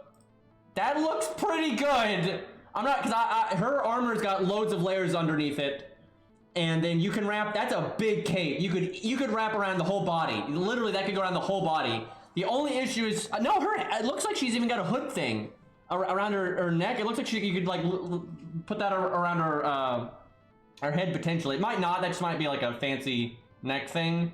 But no, she got many layers, right? We're like onion mode here. So actually, this is top tier as fuck. This is super top tier. This is like Moriarty still might be better because he's got many layers and it's all very tight and whatnot, and he's got a big cape too. But her, I don't know, she might be better than Moriarty because that cape that's pretty heavy duty stuff. So yeah, right now Moriarty and Artoria are looking like top tier stuff here. Yeah, not only does she have that armor, but she's got multiple layers underneath it, so yeah, she looking pretty good there. Okay, Gilius though, this is pretty noteworthy. Oh shit, he even gains a layer. Okay. Oh damn. Okay, it depends on, we don't know like under his armor as much, but that it looks like he's got like a tight like suit on or something underneath it. So actually, this is pretty damn good. And actually, the added clothing being that tight would be very helpful. Like that would be very helpful. So if we're looking like at a blizzard, this ain't bad. Again, face is exposed, but yeah, this is looking pretty excellent. This is pretty on par with Artoria, I would say, just because you know, this has multiple layers to it, right? His stage 2, God, the wiki just has like filler shit all over the screen. My God. But yeah, this already has a lot of layers to it that you can see, and then that extra stage adds another layer on top of this. So yeah, he looking pretty damn comfy. Eh? You'd actually be hot if it wasn't like, you know, pretty heavy winter there. Okay. What else we got? I think Wojcicki could be okay. Oh no, she doesn't wear shoes. No. She'd be, well, maybe she's got one with shoes. Let's see. Okay, well, sandals. You got socks and sandals, that helps. Still socks and sandals. This one's probably better than this one, that's too open. This would be okay. I mean, it's not amazing, but you would survive, right? You're totally okay on that. Gwaine would be fine. Gwaine, he's got multiple layers too, and he's also got the super heavy duty cape. Not as heavy duty as Artoria's though. He'd be, and he's got more holes in his armor, so he would be strictly inferior to Artoria, but he would be fine. Like, he'd be totally fine. If he had a helmet, he might be ahead. Actually, Dion, so far, basically everyone that's been even remotely good has not had any headwear at all. Okay, not that one. That one's not gonna work out, but this is okay. I mean, again, you wouldn't. It's pretty light, pretty thin, but it'd be kind of okay. You got the gloves, you got the hat. The hat would help, but that's definitely no Artoria tier, not even close. But Sitting Master would be all right. I think he has socks and sandals again, but not super ideal, but it'd be all right. He's got some layers. Okay, what about Arthur? Because we did Artoria, so we got to compare here. Let's see. Okay, that's probably got. I will say the hood really does help. Headwear in cold weather helps a lot. Now it's kind of hard to see what he's got going on here because he's so asymmetrical. But he's clearly got armor. He clearly's got something on under the armor, and then he's got the like blue thing. But I think there's more than just the blue thing. There's something under that. I think if it's armor like anything like real life. But whatever's underneath the blue thing would be fairly light. But so he's got 3 or 4 layers, and then he's got, you know, the armor would help a good bit, actually, like, no joke. Not as many layers as Artoria, although the blue stuff is tighter fitting, and it looks pretty thick material and whatnot, so he's not, I don't know. Overall, it's worse than Artoria, but the hood would really help, so about the same, really, about the same. They both do really well. They're both winner prepared here. Okay, any other say? Brave Liz, at least she's got gloves, gloves and gauntlets, and then it's something like a legging and then the boot thing. So that would kind of help, but overall it's still terrible shape for winner. Okay, let's see if what can she do here? She needs to combine these two. If she combined these two, she'd be in great fucking shape, right? Because see, this has got the boots and like some kind of inner like pants thing, and then she's got and this one she's got the hat, which is no joke. That's a comfy hat, and then she's got the coat, right? But then this one has no gloves, almost nothing on the legs. You know, at least sandals, I guess. So better than Herc, but yeah, if you could fuse these two, it'd be great. This one's probably the best, even though you're losing the coat and the hat. This one's probably the best. And it would be okay, right? If it's just winter, you'd survive. You're not gonna be happy in a blizzard though, but it's workable. It's workable. But yeah, if you could fuse these two, she'd be in really good shape. Sigurd, yeah, I guess he was in a winter singularity. Here we go. All right.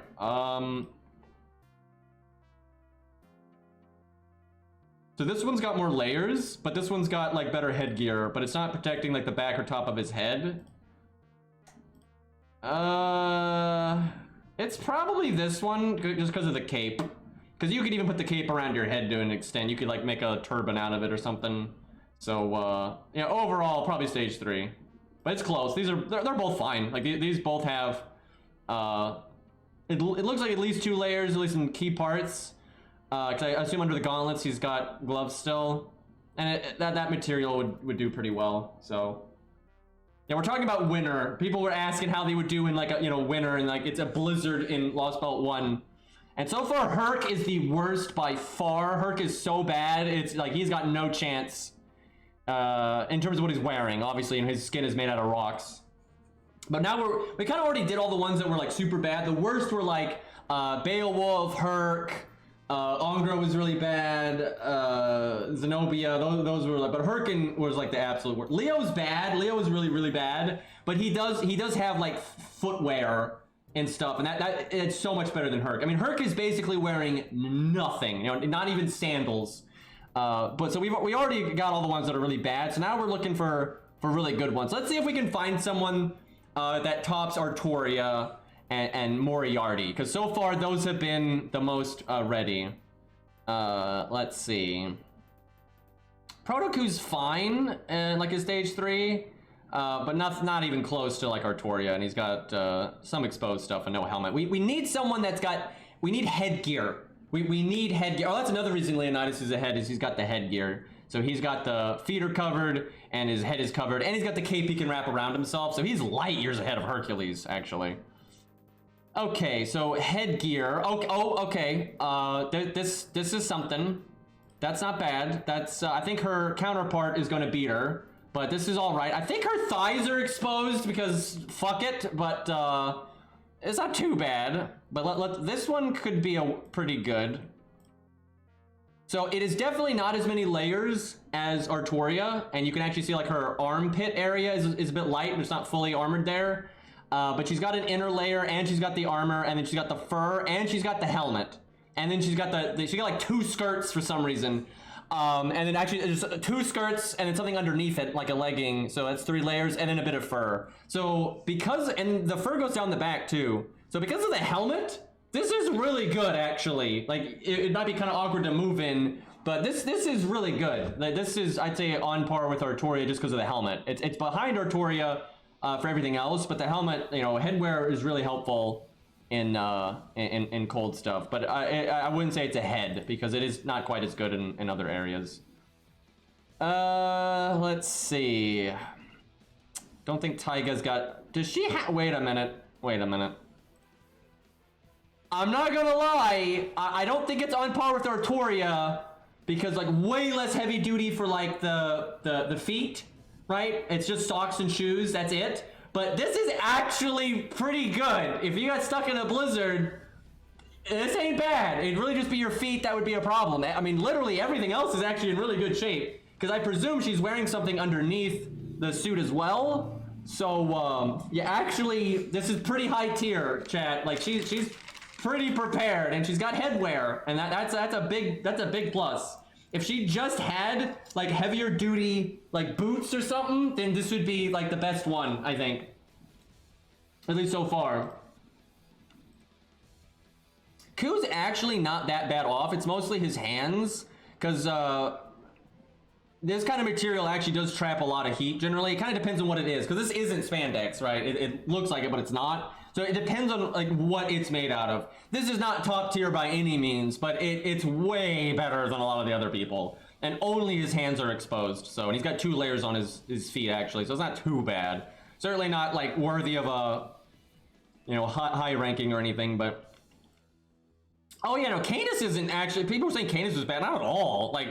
Like she's got, again, she's actually wearing shit on her feet, which is just light years ahead of her. This is probably going to be her best stage. But even these, it's like, yeah, it's not good. There's still a lot of exposed skin, but like almost her entirety of her legs are covered, and the feet is super important. And this is way more than what Leonidas wears, and Herc and Beowulf and even Spartacus. Like this is way more. And then you have this one, so this wouldn't be that bad. I mean, you're not gonna be happy, but you'll live. Roma, which one? Because I think his old Roma probably not so good. Let's check Super Roma, because that's like his ultimate form right now. If only he had more on his feet, this would actually be reasonable. But you do not want to be in snow in fucking sand. If you have like sandals and socks, you might live, right? But this is asking for some frostbite. But the robe's okay, you know, not top tier or anything. But he's got a robe and a sash. Looks like pretty fine material though, so not the best. Okay, here we go. If you could fuse this with the first stage, that'd be great. But I presume he's hopefully got something underneath that armor. That old style of armor though doesn't always have much underneath it. It looks like he's got like that, where that red sleeve is coming from, there is like a shirt. So he's got a shirt underneath it, and then the armor, and then he's got it looks like multiple layers. He's got some kind of like leggings going on, and he's got the skirt that we can see, and then the bigger skirt on top of that. This is pretty good, and he's actually got 2 layers on his feet now, and it only looks like 1 layer on his like hands and stuff. But that's not bad. This is not bad. He could survive, right? This is not ideal. This is, Moriarty is way better than this, or Toria is way better than this, but this is very survivable, right? You could make it if only you had some headwear there. What about his stage 3? Okay, this is like futuristic metal, so I don't fucking know, right? I don't know. He's got 2 layers though, at least. He actually might have 3 layers on his chest, but you can see the armor and then like the black, you know, like inner suit there. So he's got at least 2 layers, potentially 3. He can fly, so his feet aren't going to be in the snow. And actually, he's got like jet propulsion going on, so he's probably melting the snow. So if you count the technology aspect of it, he's actually probably the highest tier so far, because like the jet stuff coming out of his wings and his feet would probably just melt all the snow. So but that's kind of cheating. In terms of what he's wearing, it's good. It's definitely good, but I don't know if it's the best. I'm not sure it's on par with like Artoria and Arthur and Moriarty and such. Let's see if Booty Lancer. You would think she does horrible, but maybe she does better. Okay, that's not too bad. I mean, it's not good, but at least her feet are covered and her hands are covered. Okay, that might be our best one. Okay. You know, if you like wrapped the trench coat bottom part around your legs, it wouldn't be too bad. I mean, it's gonna be cold. It's definitely gonna be cold, but you could button up the top. It's bearable. Like I think she has 2 layers on her hands at least. So way better than you might think. You know, light years ahead of Leonidas and all them, but not top tier or even close. It's still bad. It's just not completely atrocious. Okay, let's see. We're trying to look for someone that's like top tier as fuck. And Taiga was like the closest that we got. I think Taiga won for Lancers. And Leonidas probably lost, I would say. Alright, she gets kind of comfy and... Okay, many layers, but it's not that good. You know, big openings there. You could button it up. I mean, it'd be okay, but the arms are completely exposed still. But no, you can wrap the coat around it. I mean, this is actually okay. And headwear. Almost no one has headwear. And she's got a bandana under that and the big hat. So that'd be okay. No, she'd fare fairly well. Cause yeah, no sleeves, but again, you can put it in the coat. And she's got 2 coats, so you could make up for that. That's not bad. Ivan is actually like wearing nothing. So he gets by because he's made out of like ice monster. But if someone else is wearing this, right, if we're judging the clothing, this is not good because the skirt is very open, right? That's going to be flapping in the wind. That ain't going to do anything. No shoes, none of that, no gloves. He's got this guy's wearing a skirt, a bracelet, and now he's ahead of Asterios, right? Because Asterios had basically nothing, but Ivan's got the cape, and you could wrap the cape. That's a large cape, so you could wrap it around most of your body, and so that would at least be something. But this is terrible. Like this is awful, right? This is like way behind Canis and stuff, right? This is not good. Thankfully, though, he's an ice monster, so he doesn't need to wear anything. And okay, let's see how Mev does. She's kind of known for being comfy. This is okay. So actually, this would be really good if it wasn't for the exposed parts, right? Like her thighs, right? If the thighs weren't exposed, this would be quite good because she's got multiple layers here. She's got like fluff everywhere, and generally fur does really well. That might have a hood on it. Can't really tell. But this is actually pretty good. I think whatever the fuck she's wearing, like the dress thing, I'm pretty sure it's like really thin, so that's not great. But she has enough fluff, and you could take the cape thing and wrap it around yourself. And she's got gloves, so yeah, she's fine. She'd be totally fine. It's definitely not Moriarty tier or anything like that, but totally solid. Sadly, if George had a helmet, he'd be looking good because he's definitely got multiple layers going on here. Because there's probably something underneath the black thing too, at least around his midsection, at least. So he's got, inner shirt, gloves, the, armor, and then like the skirt thing and the cape. So this is really good. This is up there with Artoria because it's basically the same number of layers, and it's actually in like more practical places. But the cape's not as heavy duty. Artoria's cape was super heavy duty. However, he's got the cape and the giant skirt thing, like Taubert or whatever, clipped onto it. So very close, but I think Artoria is still a bit ahead. If someone would just wear something like that and have a helmet or a hat, they'd be doing really good. But so far, we haven't really had it. There's so few people with helmets in this. Oh, we didn't look at Mordred. Let's see how Mordred's does. So Mordred, we know what she's wearing under the armor. Which unfortunately is not the best. So that she's wearing the armor with this. Now, this is good for the legs, the hips and the arms, but that's about it, unfortunately. However, the armor is pretty damn heavy duty. And actually, it looks like she does add some under stuff. Yeah, no, there's more than just that because you can see like the gloves around her hand and stuff. So there is more under there. And again, we give them the best stage, and it's this one. This is actually really good. Again, it's hard to know. I don't know how her inner armor changes, but it clearly does again because of her hands. But she's got quite a few layers. She's got the skirt thing, and she's got a fully head enclosing thing. However, this kind of armor is not like, form-fitting like a shirt or something, right? So there's holes in it where air is going to get in. And that's true for the helmet. Now, it's still going to trap a lot of heat, and as you breathe and stuff, it's going to fill up the helmet, and that will generate heat, and that will help. But air is going to get in there. So it really is up to what's underneath, right? Like her legs are going to be totally fine. Her arms are going to be totally fine, especially because you can see more is added in this part.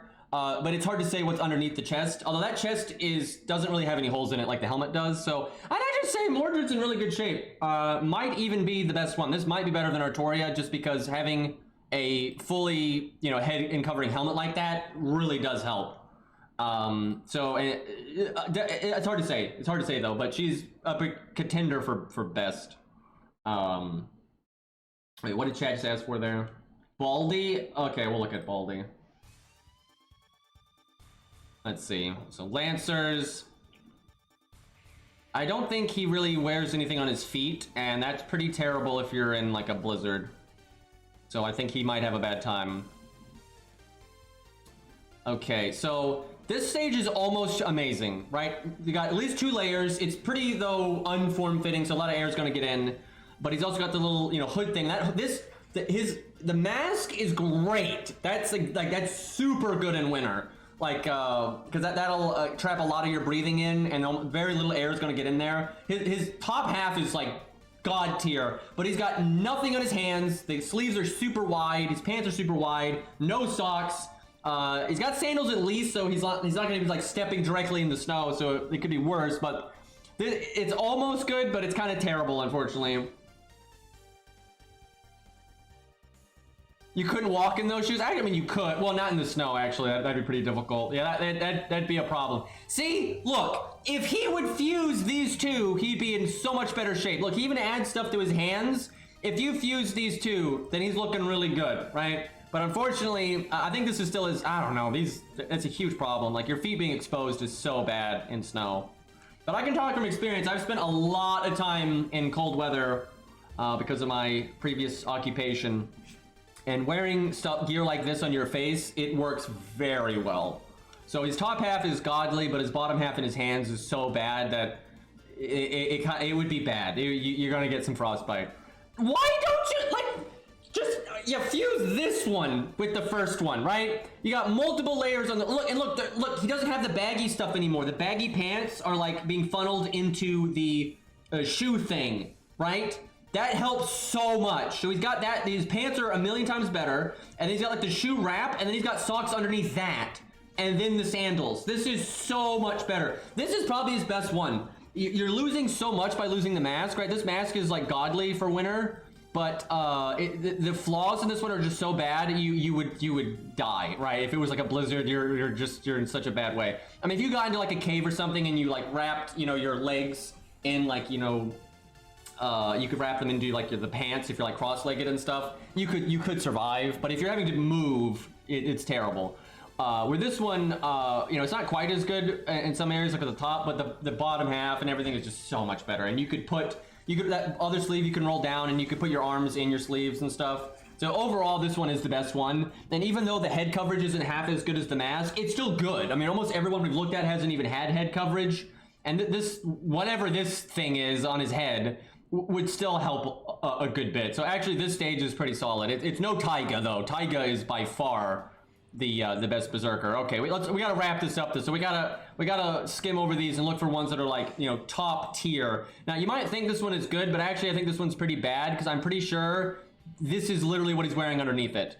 And that's not great. His arm's good, right? His arm's got, the cape and the covering.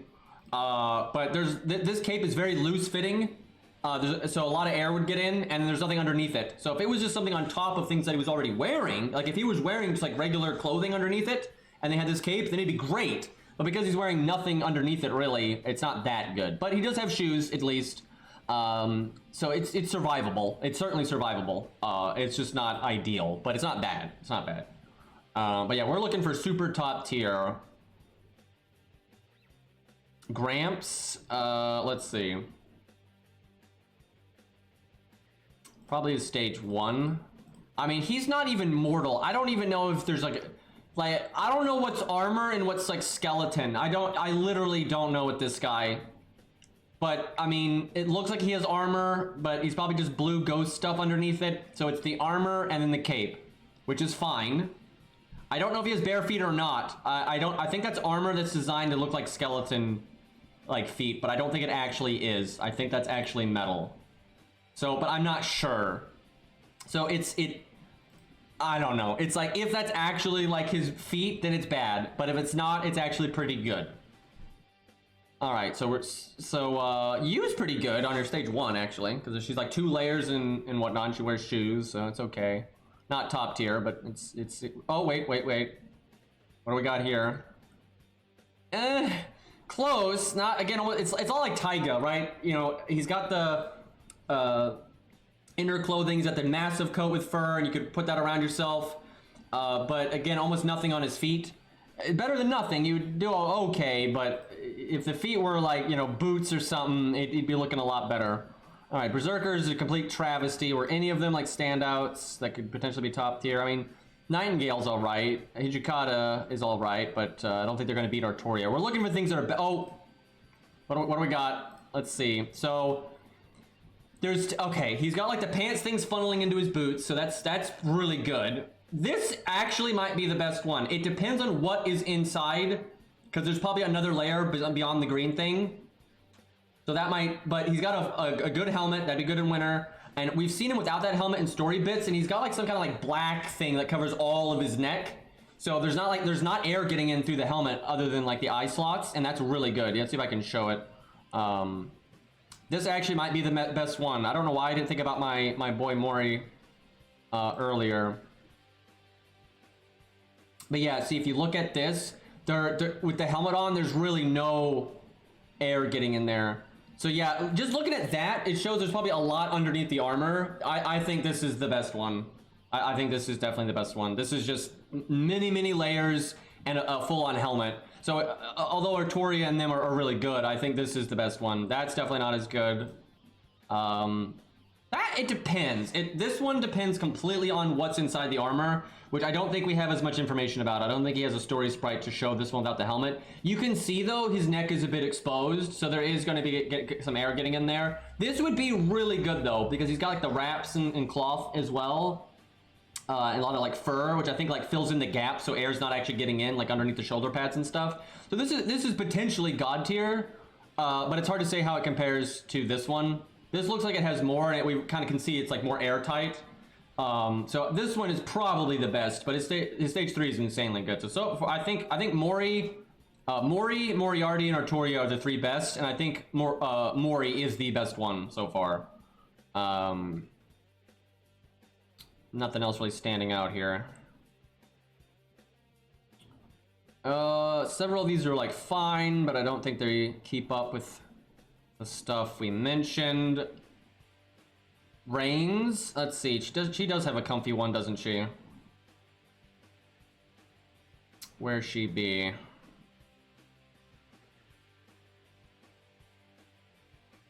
Okay, so that's pretty good. It's not quite as good. No, okay, so I was hoping, so I kind of remembered this one. I was hoping this one would have like the inner stuff of this one, but it doesn't. So this one's probably the best, and this is actually pretty much winter wear for the most part. Like it wouldn't be great in a blizzard, but you would survive. Because there's probably another layer under the coat we can't see. She's got gloves. She's actually got shoes, a little bit on her head, not a lot, but at least it's something. That one's not as good because like the skirt's too wide and you don't get air getting in there and everything. This one's almost good. If you could fuse this one with the first one, it would be the best one. So she's totally passable, right? But definitely no Artoria or any of that. Anastasia, that better be a good one. I don't know why I didn't think of that one. This one better be incredible. Where she be? Oh, this looks pretty good. Okay, let's see. So it depends on if she has anything on under the dress, because if she doesn't, lots of air is getting in there, and that's going to be terrible. And I have no idea if she's got like boots or what. You can't tell at all. Probably good. I don't think it's as good as Artoria though, because her cape is similar to Artoria's, but not as heavy duty, and it's definitely less layers than Artoria. Artoria basically had a dress and armor and all that. Like I would definitely say Artoria is better. All right, let me see it. But that one's good. She's definitely in good shape, but I don't think she's like the best one. That is good though. Like that is good, but yeah, it kind of depends. Potentially godly though, depending on what's underneath it, right? Awawa. Merlin is pretty good, but we'll look at that in a second. Stage 3. Again, you can't see, like, it depends on what's underneath it, right? Like what has she got under like what's on her feet. It looks really loose though, so a lot of air is getting in. If she's wearing something underneath it that's kind of, like tight, then it's fine, right? Because then you block a lot of it with the comfy stuff, and then you got something to protect against the air getting in. The kimono is layered according to traditional 12 layers. If it's traditional, that's decent, but you do need something tight underneath it, and it depends on what's on her feet, right? This would definitely be good if you're like in a cave holding up and you don't need to move, right? Because then you could just like put your feet and hands inside what do you call them? The sleeves and such. But if you have to move, this could potentially be bad. It's hard to say, but it's not bad. I definitely not as good as Artoria's. And like Moriarty's, like Moriarty's really is good. Like he's got a lot of layers. It's fairly tight, and yeah, obviously same for Artoria. But that one's solid. That's definitely better than I was thinking. Okay, probably stage 1 for Merlin here. I mean, it's decent. Definitely not as good as Artoria. This looks like a pretty thin cloth. and he's got the cape on top of it. So he's got 2 layers, both pretty thin though. He's got the hood, that helps. Maybe he might have 1 extra layer for his pants, and it looks like pretty heavy duty boots. So decent, but not even close to Artoria and such.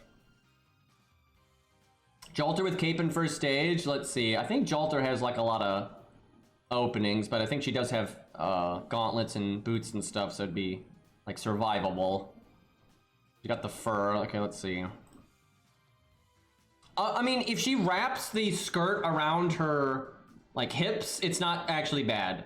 You're not going to be happy, but this is pretty actually workable because she's got an inner layer, a bit of armor, not loads, but she's got a bit of armor, but she's clearly like she's got gloves underneath the gauntlets and then and whatnot. So if she wraps the cape around herself, because it's a good cape, and she wraps the skirt around herself, it's survivable because she's got 2 layers on her feet, 2 layers on her hands. But yeah, the exposed thighs would suck, but it is definitely survivable. Like this is definitely better than I was thinking it would be. I thought it'd be terrible, but that's definitely workable. Oh god. So this is such... Okay, not that one. Probably... I don't know. I can't... Did you... Like, there's so much shit here. I don't know. What the fuck, right? Like, Jesus Christ. It's got openings everywhere, though. I think it's the first one. Yeah, I think it's the first one. So, it's solid. Solid. A lot of layers. I mean, good luck moving.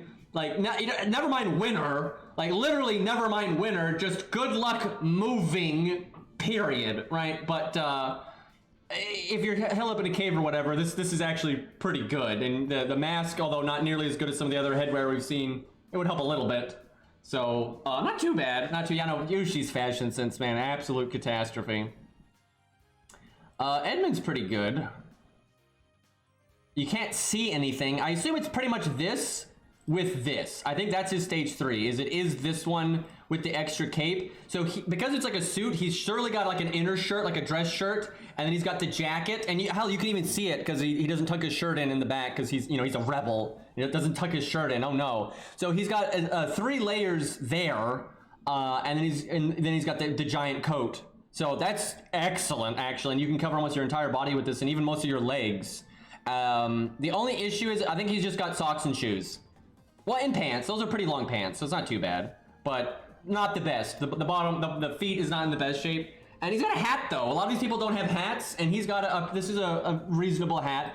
And I think his, like, crowl or whatever around his cape, you could, like, you know the Mev emote where she's, like, hiding the bottom half of her face in her fur? I'm pretty sure you could do that with this. So, actually, this is, like, really top tier. I don't think it's as good as Mori, because Mori's, like, incredible. But I think this is Artoria tier. I think this is, like, tied with Artoria. This is really good. And actually, probably better than Artoria because of the hat. So, actually, this is really good. Yeah, Angry Music Man I know is good, but he does not have a hat and such. And I don't think... He doesn't have, like, the big overcoat there or cape thing that Edmund has. So, he's definitely inferior. But Antonio would do very well. He would do very well. Yeah, he does, yeah, no, I've seen Waver in the anime. He's got extra layers here. Okay, and most of the extra classes I think are going to be just death. I don't think any of them really have much going on for layers here. Kiara's stage 1 is actually survivable though. It's not great, but you'd have to like put an effort to keep the wind from messing up and exposing your thighs and stuff, but this is workable, and she's got the headwear, so it's actually better than a lot of the other, like, thoughts we've seen. Oh, Ilya, alter ego, right. Let's see. She's supposed to be winter ready. Not great, honestly. It's not terrible. I mean, it's certainly... Okay, now we're getting a little better. It's okay. I mean, it's... Yeah, I mean, if the bear counts, then you're good, but, it's, you know, very open, right? Very open, a lot of air getting in, a lot of gaps still. But it's survivable, totally survivable. And she's got like 3 layers on her feet, it looks like, at least.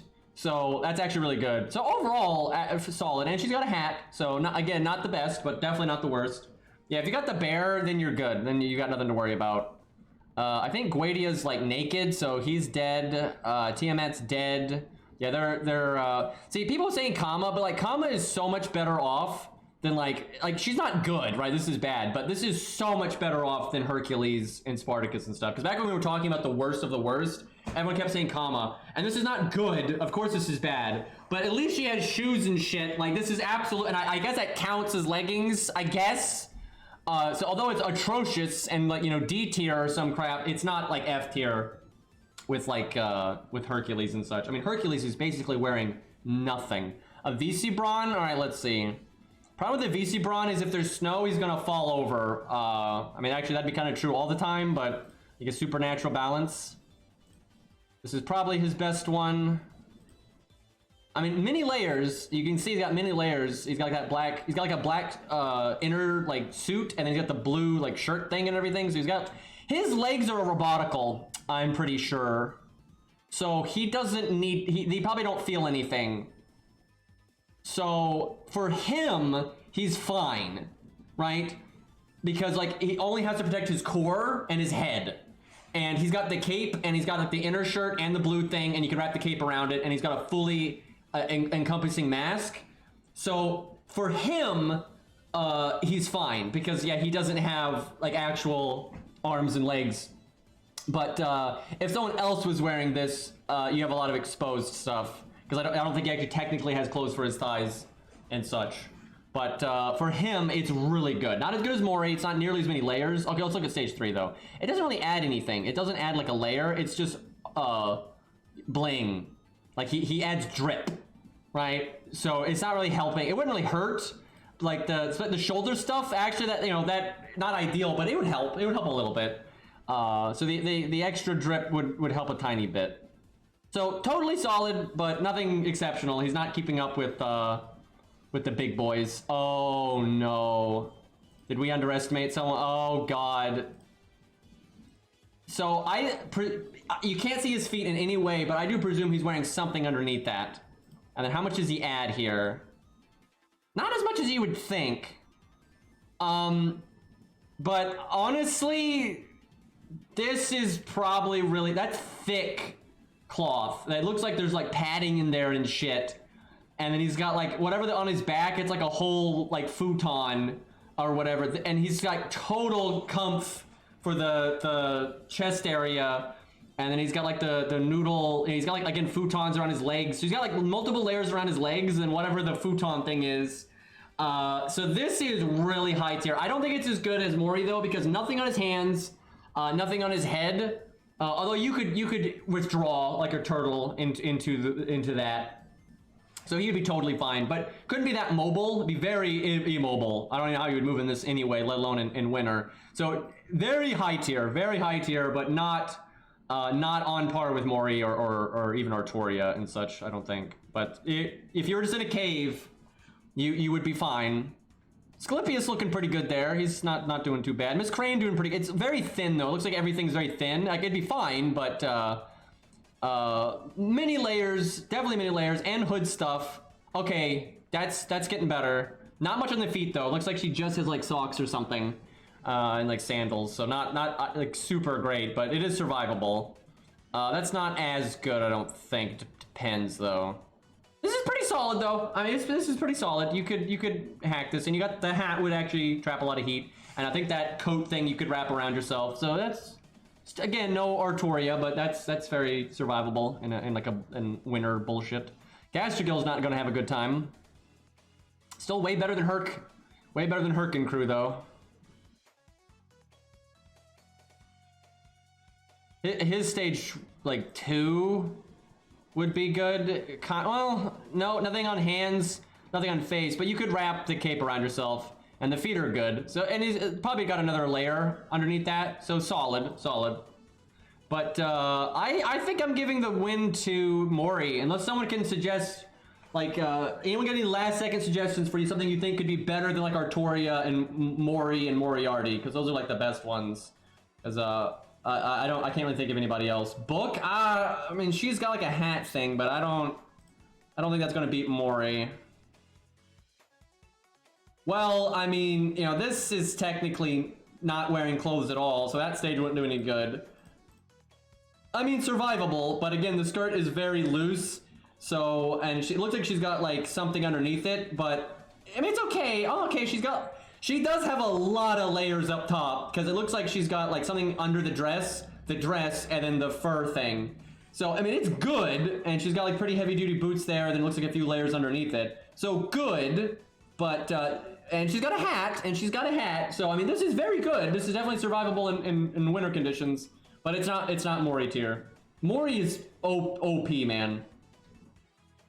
Babbage you can't really call because he's a robot. He's not wearing anything, he is a robot.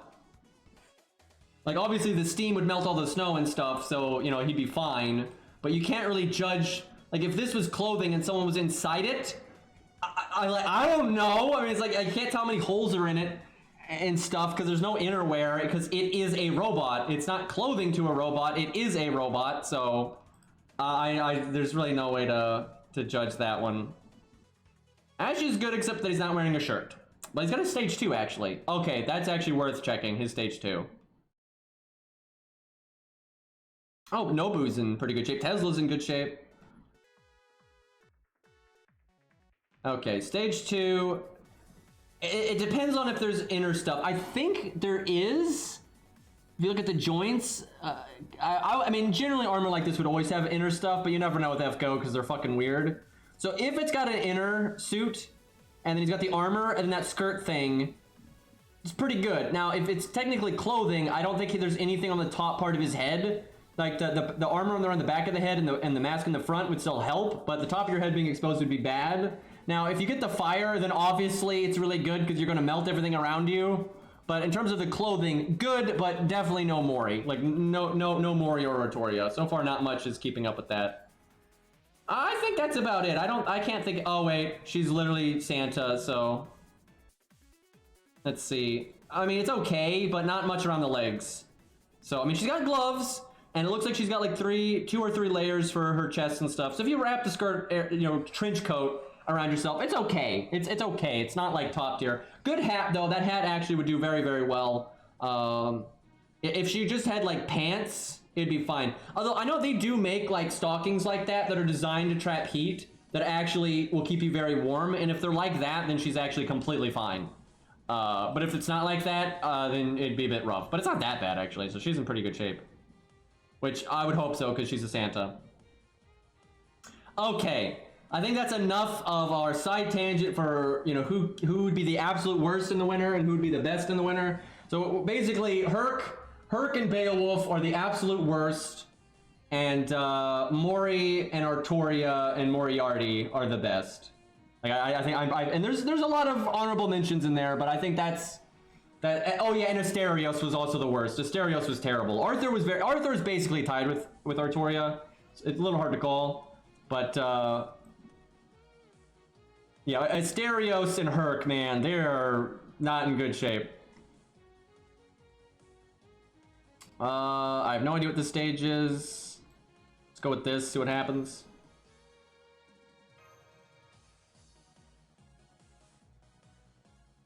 We should do summer sometime. The thing for summer, you got to do like desert conditions. That's the equivalent, right? Because you can survive on the beach even if you're wearing, you know, like a coat and stuff. You're gonna be hot as hell and it's gonna be miserable, but you're fine. But if you go to like a super hot part of the world, you know, then that's the equivalent to like a blizzard conditions, right? 'Cause I mean, look at this weather. That's what we were talking about, right? So we'll do desert sometime. That'll be later, not today. We'll do that some other time. Clearly, chat. Clearly, we're gonna get a story set in like Arabia, right? Right? Like that's gonna happen, guys, right? So that's when we talk about it, right? When we just hang out in the desert, right? Like clearly they're gonna, you know, spread out the stories and give, you know, some screen time to, you know, around the globe. You know, they wouldn't just pick a few areas and do those same areas over and over again. They wouldn't do that.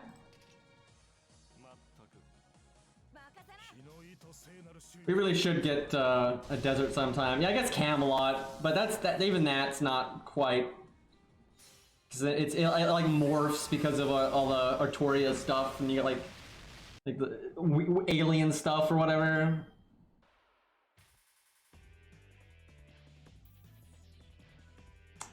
don't know what the average temperature in Babylonia was. I'd have to Google that, like at that time period and everything. I don't actually know what the average temperature would be. I don't think it would be like the hottest place on the planet though.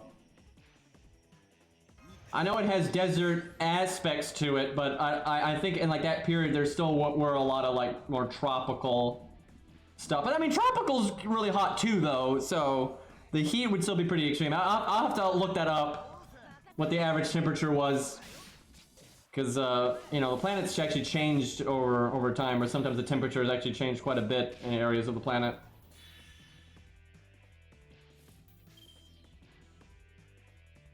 Oh, this is the last wave. I could have just one last turn.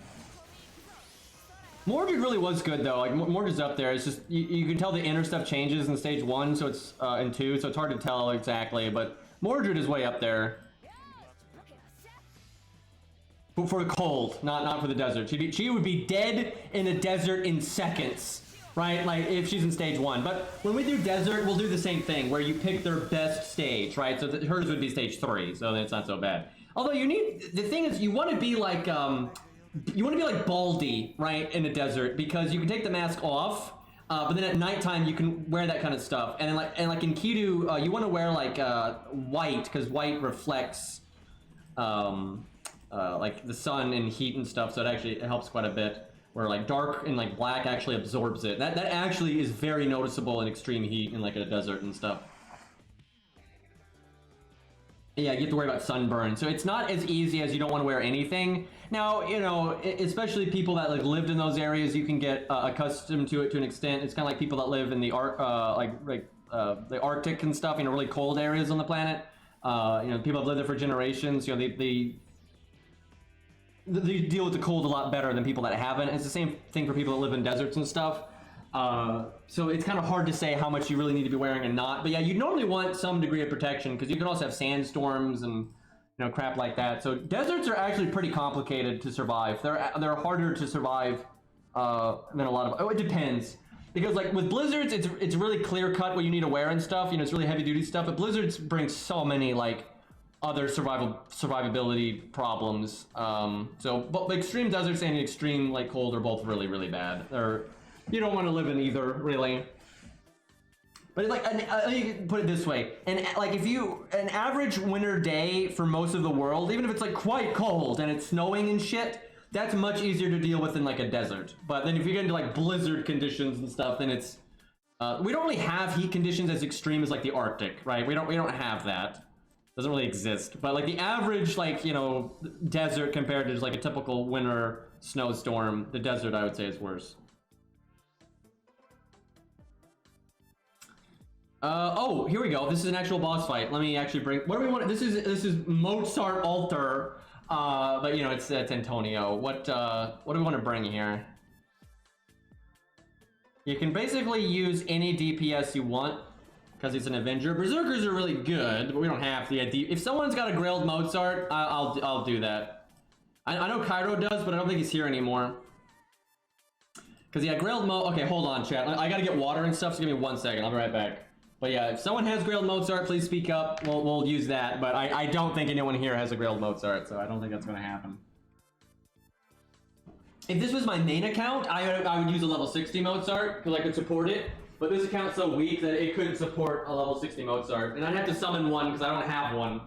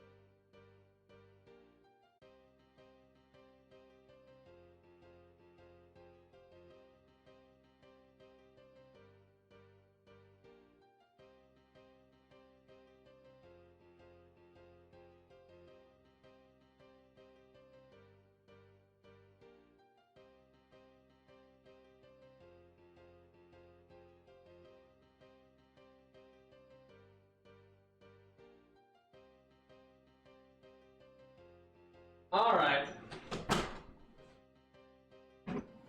So chat, we can't do Mozart because again, this account doesn't have its own Mozart. So that's not gonna work. But I'll make you a deal. If the add story replay, we'll do a Mozart DPS setup. And we'll try to keep it budget too. And like Mozart's gotta do like big crits and get the kill, right? So we'll do it hopefully someday, assuming they ever add. I know what to do here though.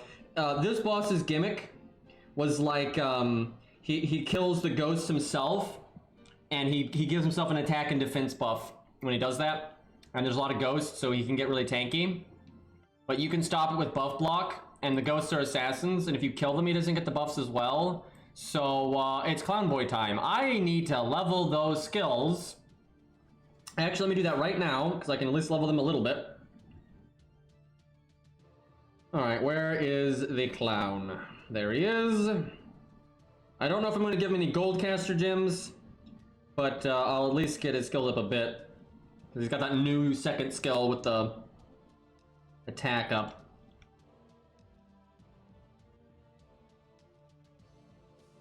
I really do hope we get story replay someday. I've got hundreds of blue caster gems, I've got hundreds of red caster gems, and then I've got 8 gold caster gems. Fucking love this song.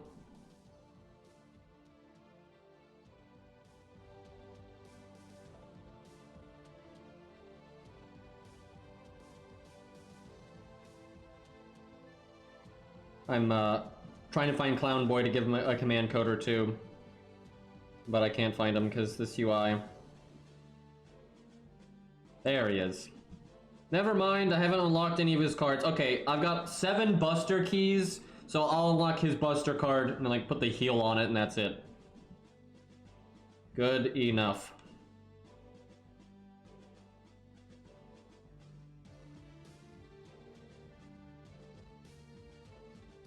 We really need to test Clown Boy as a DPS since they buffed his second skill. I really should start working on getting him to 10-10-10. That might be the next caster I start working on.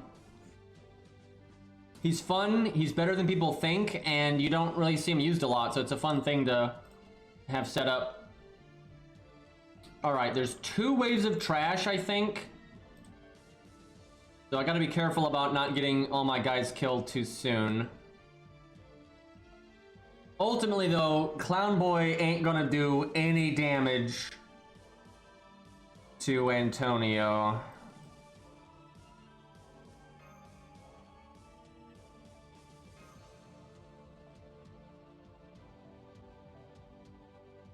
Last second emergency. I'd say Ushi, but she's in P1.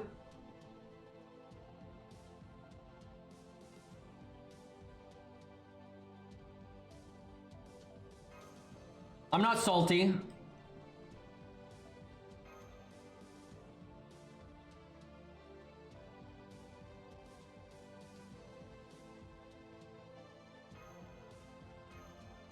All right. Are there debuffs here? Maybe, but I'm gonna do default. What, just roll through the bad UI? Dude, I've told this story before, but it's a story. So this was maybe 4 years ago, maybe even 5 years ago. This was a while ago. At least 5 years. But I was riding my bike, I think like home from work or something, but I got hit by a car, right? That's long story short. I got hit by a car, and it was the car's fault. It wasn't mine at all. I was completely following the law. They weren't, and it was hit and run too. Good times, good times.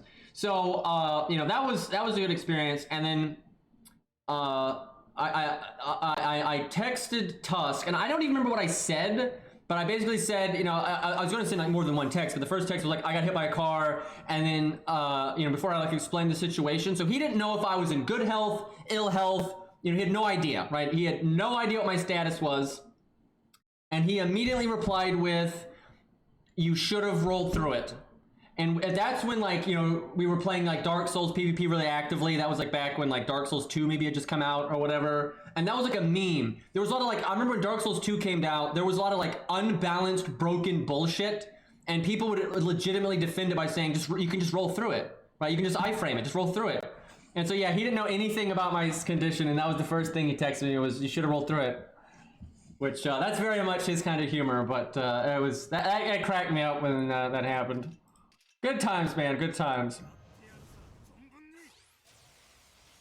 Yeah, I remember there would be like memes, people would post like a picture of like a meteor hitting Earth with the text of like, just roll through it, right? Because that's how dumb it was getting at the time. Let's get our NP here. Yeah, I much prefer that kind of thing though. Like, I don't, you know, finding the humor in things is way better than just like harping on the negative, so. Okay, how did he get that fucked up? I need a Rosh to just live to the I can't believe I'm giving a Rosh at the third thing, but I gotta make sure he don't die here. Jeez, that's ridiculous. I'm about to heal him. It's just, he's got the defense up and everything, so it's unlikely that he would die here. Fuck it, I'm gonna Hans NP. What the hell am I doing right now? Crazy.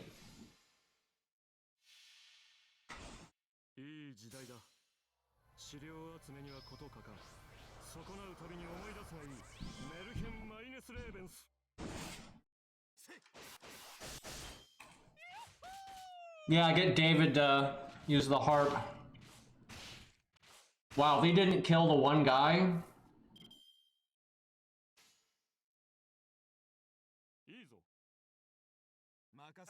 Oh boy. They're probably not going to kill this guy either then.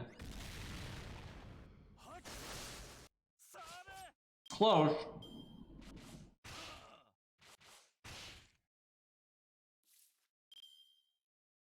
Fell through the attic? Like the floor give out?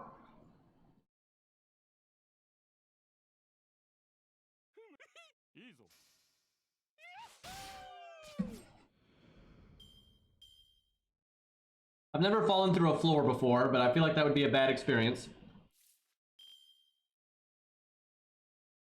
Or in that case, a roof, actually. They've only got 16 and 14k. However, if I shouldn't, I just don't think I should have bought a Rosh at all. I should have put Proto-Q on the front.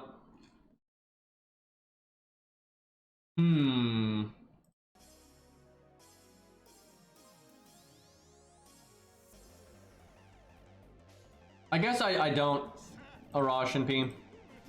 That means I should have played this all very differently, but...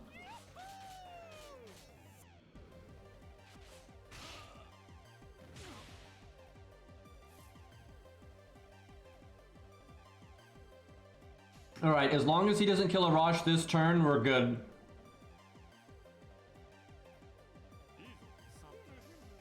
We'll kill him next turn, almost no matter what cards we get.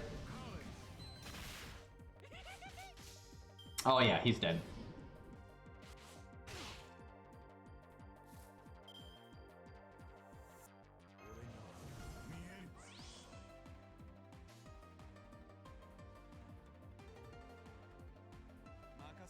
Okay, Arash, don't kill it. There we go. Thought about using Clown second skill for a few extra stars, but I didn't want to waste the attack up. Alright, he can't kill his ghosts if they're already dead. So he won't get the buffs yet. So I don't want to do the buff block yet, because then he might do a regular skill and we block that, and I don't want to block that. Now I could wait. Yep, I'm gonna NP with the Clown, and then I'll probably NP with Arash next turn. Because the Clown should kill him anyway.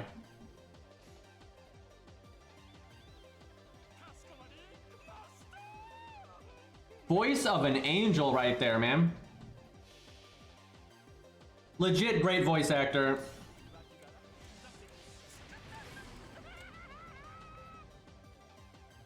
That did no damage to Antonio though. Holy crap. Okay, actually, I wouldn't have hated blocking the crit up. The art up, though, I don't care about. I wish Hans had his NP up to overcharge Arash. Just make sure he kills it.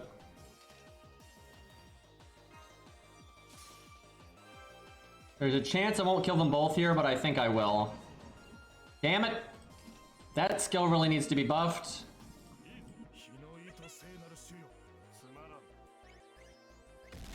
I think my Arash has attack foes. Yeah, Antonio's great. I just wish they'd buff him again. Okay, we did plenty. Man, we are really shutting down his ability to get the gimmick. Because now he's finally going to be able to kill the ads, but he's going to have buff block on himself. Although he's also about to murder my team.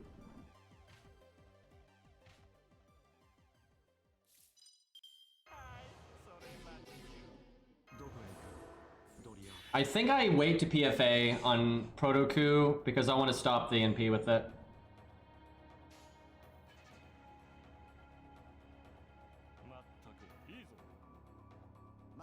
Okay. I probably could have started killing... I don't remember which ghost he kills on which side, but if I had known, I would have started to kill the other one. Because I could kill it next turn. Ooh. Oh, he kills them both. The good news is he tries to apply the buff at the same time, it looks like, so it blocked both of them. Yeah, it didn't take 2 charges, it only took 1. I did not realize he did... Dude, that's crazy though. We're shutting him down so hard. That's crazy. Like we prevented him from even casting it for 2 turns there, and now he can do it, but he's not getting anything out of it.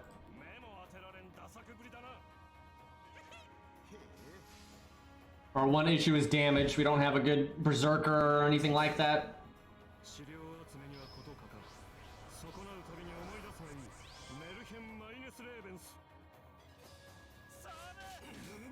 Yeah, his voice is very recognizable. Even though he's got like, he's really good at like changing the inflection on his voice to like give it a different, you know, vibe. But yeah, it's very easy to tell it's him. Wow, these are the last 2. If he buffs before the end of the turn, he'll take the last charge and he'll actually get the buffs from them. But if he doesn't buff, he's not going to get a single one of his gimmicks. That is so funny. So I could NP, but that gives him 3 actions per turn. I guess I do that. Because then he just absolutely cannot get it.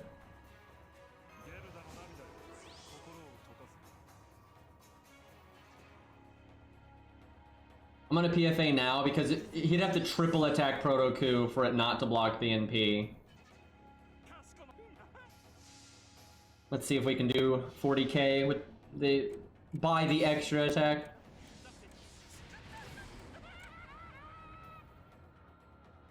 I think he's got it actually.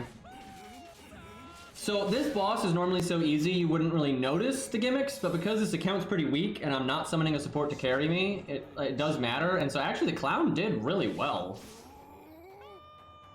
Like he killed a lot of the ghosts, he did some damage, and then he just like normally he'd have a bunch of attack and defense ups right now, but you don't got shit. Oh, I could have saved that PFA. Oh well. I can get a buster crit here. Nah. I haven't leveled Protoku's 3rd skill, so I don't think the Star Absorb is actually that high.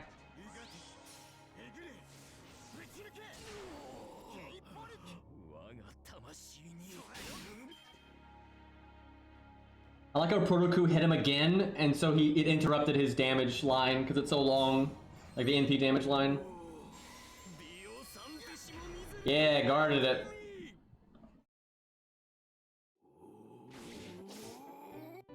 Yeah, this is Antonio's theme. He wrote this himself. I could have attacked up Ku. It wouldn't have killed, but it had gotten pretty close. It had gotten close enough that he'd probably die before I'd need to get another NP, but now I'm just gonna go for another NP.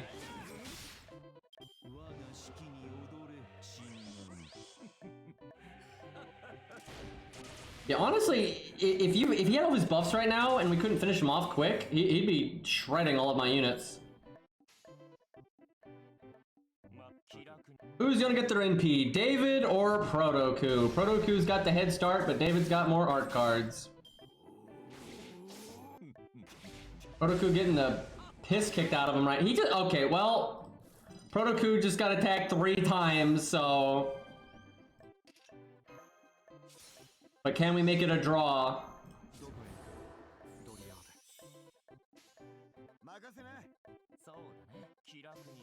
Can David do it? Nope. Oh, never mind. I mean, Protoku got all the help too, so they're actually both capable of imping at the exact same time. Well, we'll give it to David.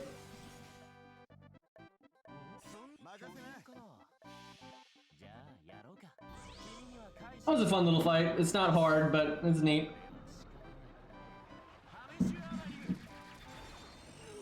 That actually would have been a little hard though without Clown Boy.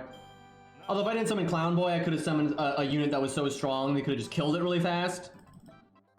But I don't like getting carried by like 5-star supports or whatever. Even when I said I'd be bringing more strong stuff in 2.0, but I just always like not doing that.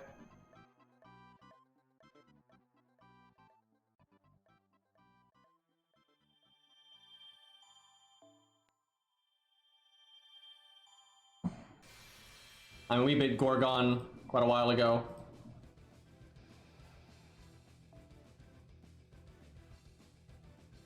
Oh, another assassin's. Alright, you know what? More clowns. This is probably just trash mobs.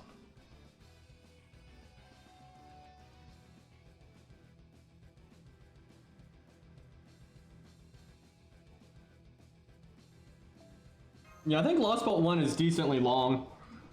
And I got so sidetracked by that. How long were we talking about winter clothing on servants? Because that was at least an hour. So like, it's by the end of this, it's gonna be like a third or a fourth of the stream.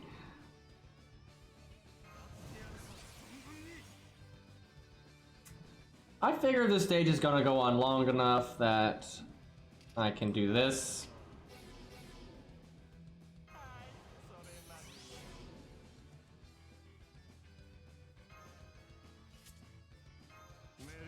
He doesn't need the gain, but no one does, so.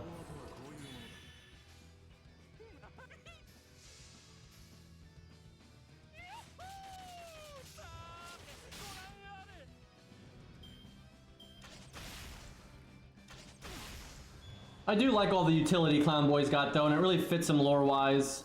I just wish his last buff, they weren't just like, attack up, right? I don't get why they did that. That was pretty random.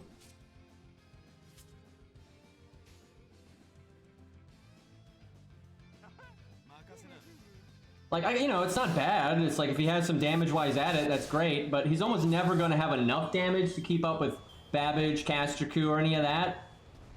Look at this guy! He buffed 3, this trash mob buffed 3 times, so he actually got rid of the Clown's Laughter. What the hell? By the way, I have no idea why that skill does buff block in gameplay. That is not what it does in lore at all. If it is Clown's Laughter, I mean, that might be one of his other skills in gameplay. But Clown's Laughter, if I remember correctly in lore, what it does is the enemy will always fail like a luck check. And it might be some other checks too, but like if someone uses Bulg on you, you know, the only way to not get hit in the heart is to get very, very lucky. But with Clown's Laughter, no matter what, your luck stat can be EX, you will always fail the check. Like that's just what it does. That's just its effect. Is like the enemy will always fail, which is actually really strong in certain circumstances if you're working with someone that has a check. And I think he might have some check stuff, like with some of his other abilities. And then now I'm thinking about it, Meph is really strong lore-wise. And I don't mean like just kind of strong, I mean like really strong. His fucking Noble Phantasm attacks a servant's spiritual core, which almost nothing does that. And because of that, it gets around a lot of defense stuff. Like, you know, it's not dealing with like their typical like physical defense. It attacks their like spiritual core directly, which is bullshit. I have no idea why it does that, but it does. And he gets all these like crazy traps, and he can set up like his own territory and all that stuff like casters always do. But he's got all these like you know, traps that he can set up that are really dangerous and hard to detect. And then between that and Clown's Laughter and his nutty NP, like he's a really strong character lore-wise. Do I NP these guys? Yeah, probably worth.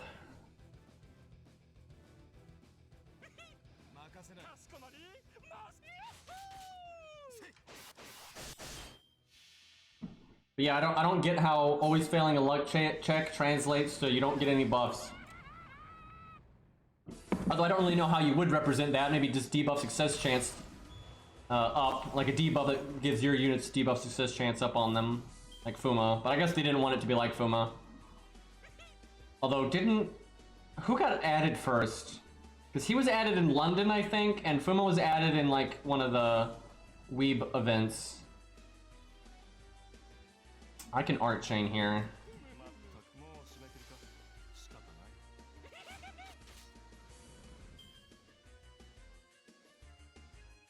But yeah, buff success chance down. That'd be kind of cool too, in a way. But I don't know, like it's not using your own abilities is not the same as like dealing with a stat check on an enemy, right? Like what you like. Artoria's ability to use Mana Burst is not affected by like if she's good at stopping Bulk or not, right? Like that doesn't.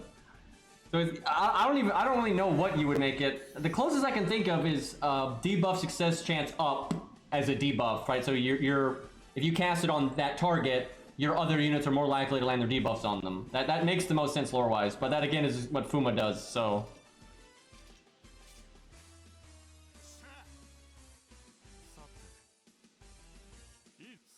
Let's see if I can use Hans's NP to give Arash an attack up and overcharge.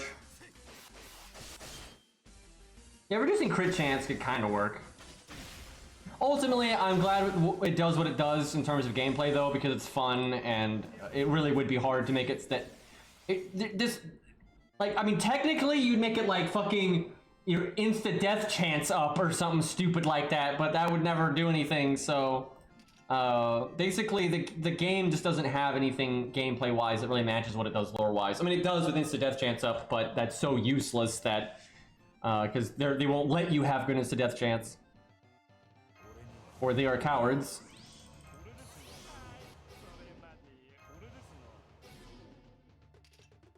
I guess we give him the attack up.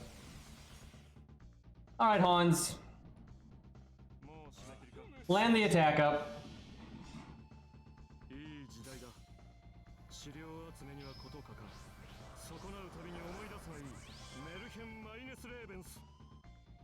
So chat, after like over a month, my ISP has finally sent a maintenance team out to try to fix like the, you know, pole in the area. And so far so good. Yeah, dude, I gotta rant about this for a second because this was just mind-blowing. So, you know, first, because, you know, all of a sudden my upload speed got really bad and my download was fine. And, you know, it was affecting my stream and my ability to upload YouTube videos. And this was quite a while ago.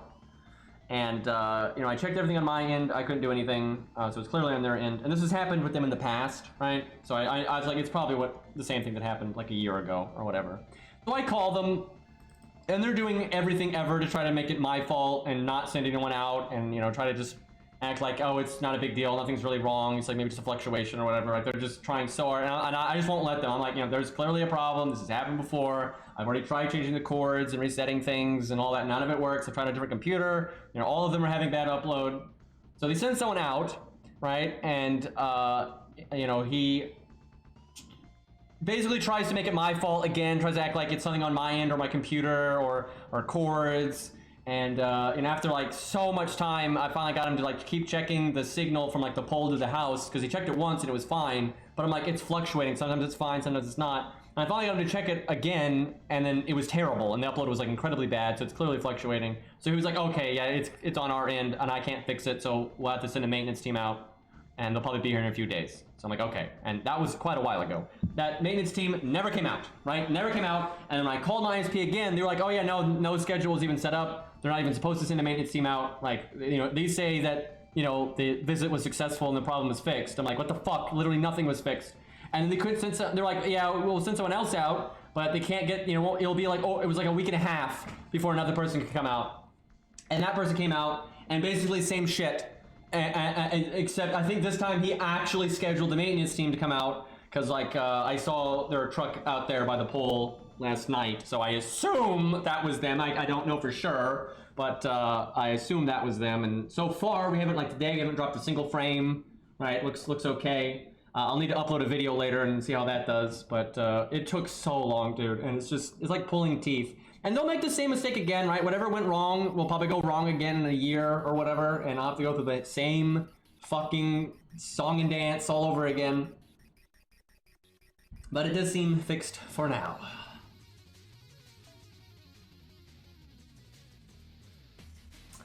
Okay, you know what? The CE is shit, and there's assassins here, but I wouldn't mind just using Ryder Canis because she's new.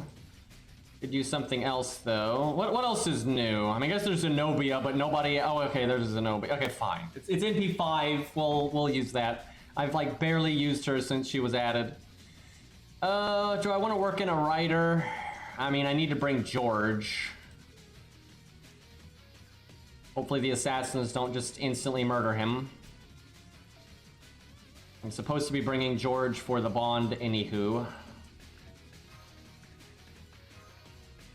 Look at that, no attack foe, George. 4,000 attack? Oh man.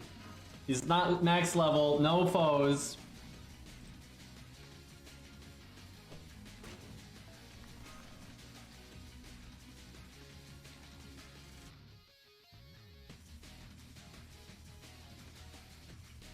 How many people in chat right now that play JP? If you're on NA, don't answer. But for those that play JP, how many of you have Cope Scope?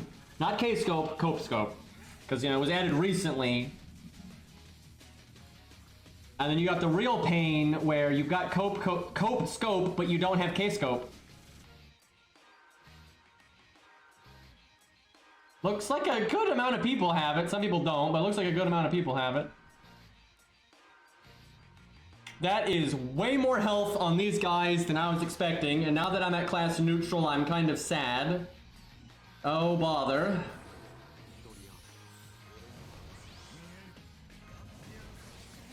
I don't know why I cast the Stargin up, but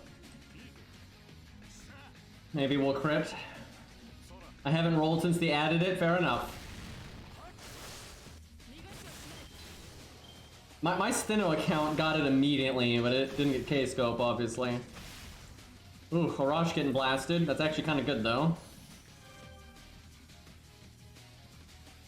Am I going to NP with somebody? Probably, so I should spread out the damage.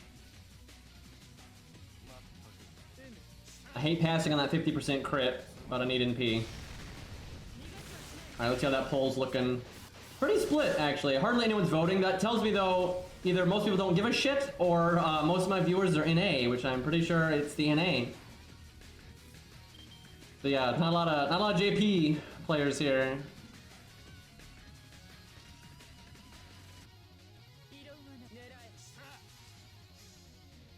I could Zenobia NP right now, but I might want to save it. We'll see what our deck shuffle is. Look at that axe smack, man. Looks awesome. If they both NP, we're gonna kill them all. Alright, I should have already cast this, but... Can Arash do it?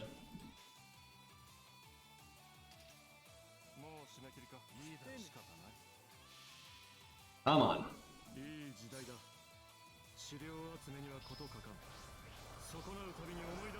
Got the attack up. So we've got double attack up and overcharge. Will that get us to like 54k? I saw 50 something. Yeah, that a boy. Rush good. That's great. That I wish George was David. Wait, I think this is Anastasia. It's not like the super big fight with her. I think she's got some mild gimmicks here, but nothing major. But yeah, oh shit. I should have brought Ushi. Even at NP1, that would have been worth. Well, isn't Zenobia is AoE class neutral, which is not ideal. Boss is AoE, so I might as well taunt now.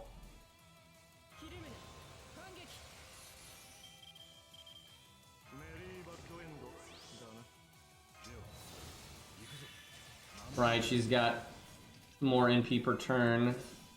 Alright, Zenobia, get the crits. This is... You're never going to be able to do more damage than this, because we're not going to have buffs later. Good. That animation's pretty cool. The sound effect is good.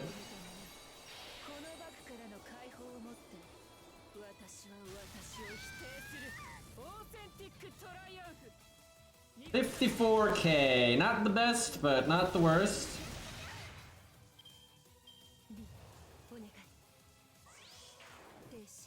Attack down, not a fan. Nice damage, nerd.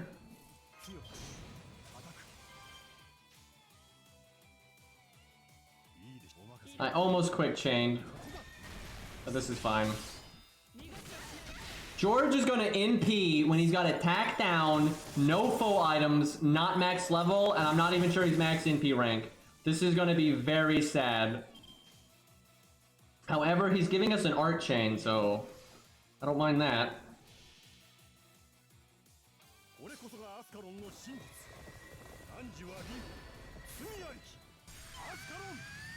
One day we'll get George properly upgraded.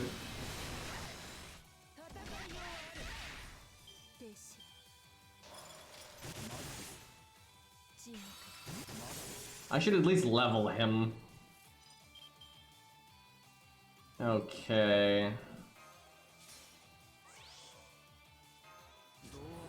On's gonna die, but at least he gets his third skill off.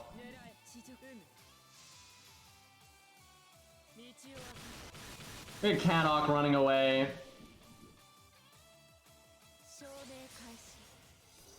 George would be a lot more tanky if I gave him a defense CE and he was max level, but and if his first skill was leveled up. Wow, the other one did 54k, that one did 21. It's crazy how much of a difference buffs can make. And in that case, we had a debuff. Oh, he's back. Look at Caddock giving her a defensive when she's NPing. He's doing it wrong. Although with how much damage they do, it won't matter. The slap.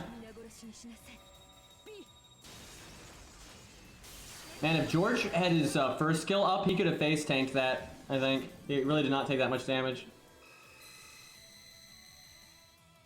Especially with the defense CE.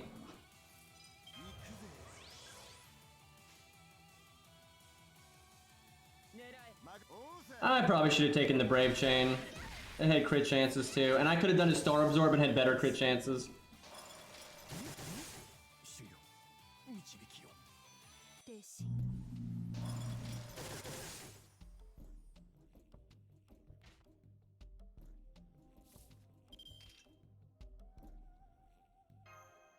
At least he uses CS, he's a Code Master. He ain't used it yet, he's using his Mystic Code right now, I think.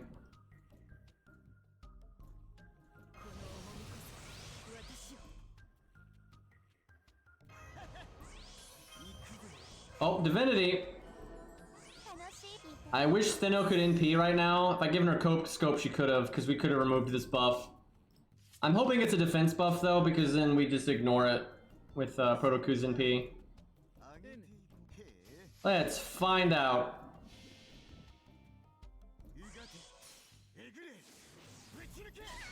Yep, it's a defense buff, because it didn't pop up, so it's not damage cut. Oh, Zenobia had a command code to get rid of it. I wasn't paying attention. He's like, debuff resist now?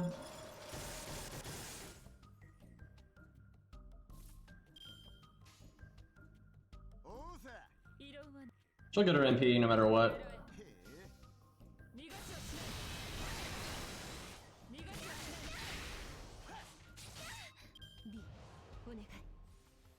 And we kill here. I'd be pretty confident if it wasn't for the attack down.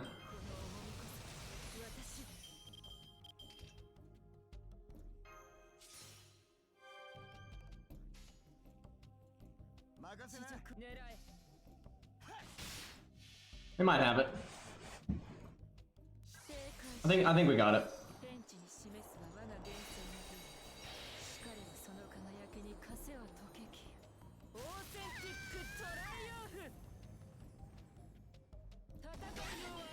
Whew, okay. Feels good. Kind of fun using a neutral AoE there though, because it essentially made the boss like tankier than it's supposed to be, so it made it a bit more interesting.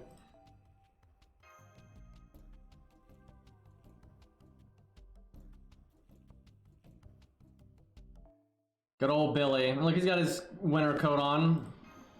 Totally. Alright lads, I think we'll wrap up there. I gotta go edit that video. Pretty excited to get that done.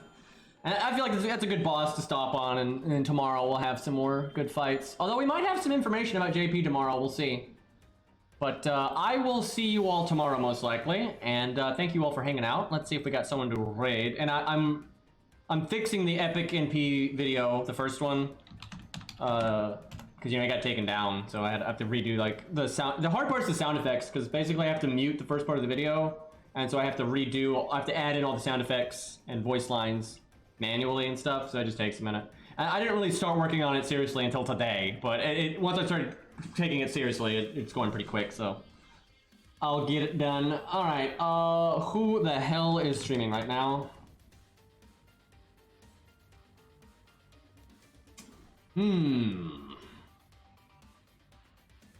Got Kadroth. Oh, I got the Phantom guy. Here we go. He was hanging out earlier. We'll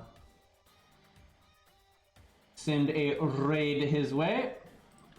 All right, boys. I will hopefully see you tomorrow, and I am out of here.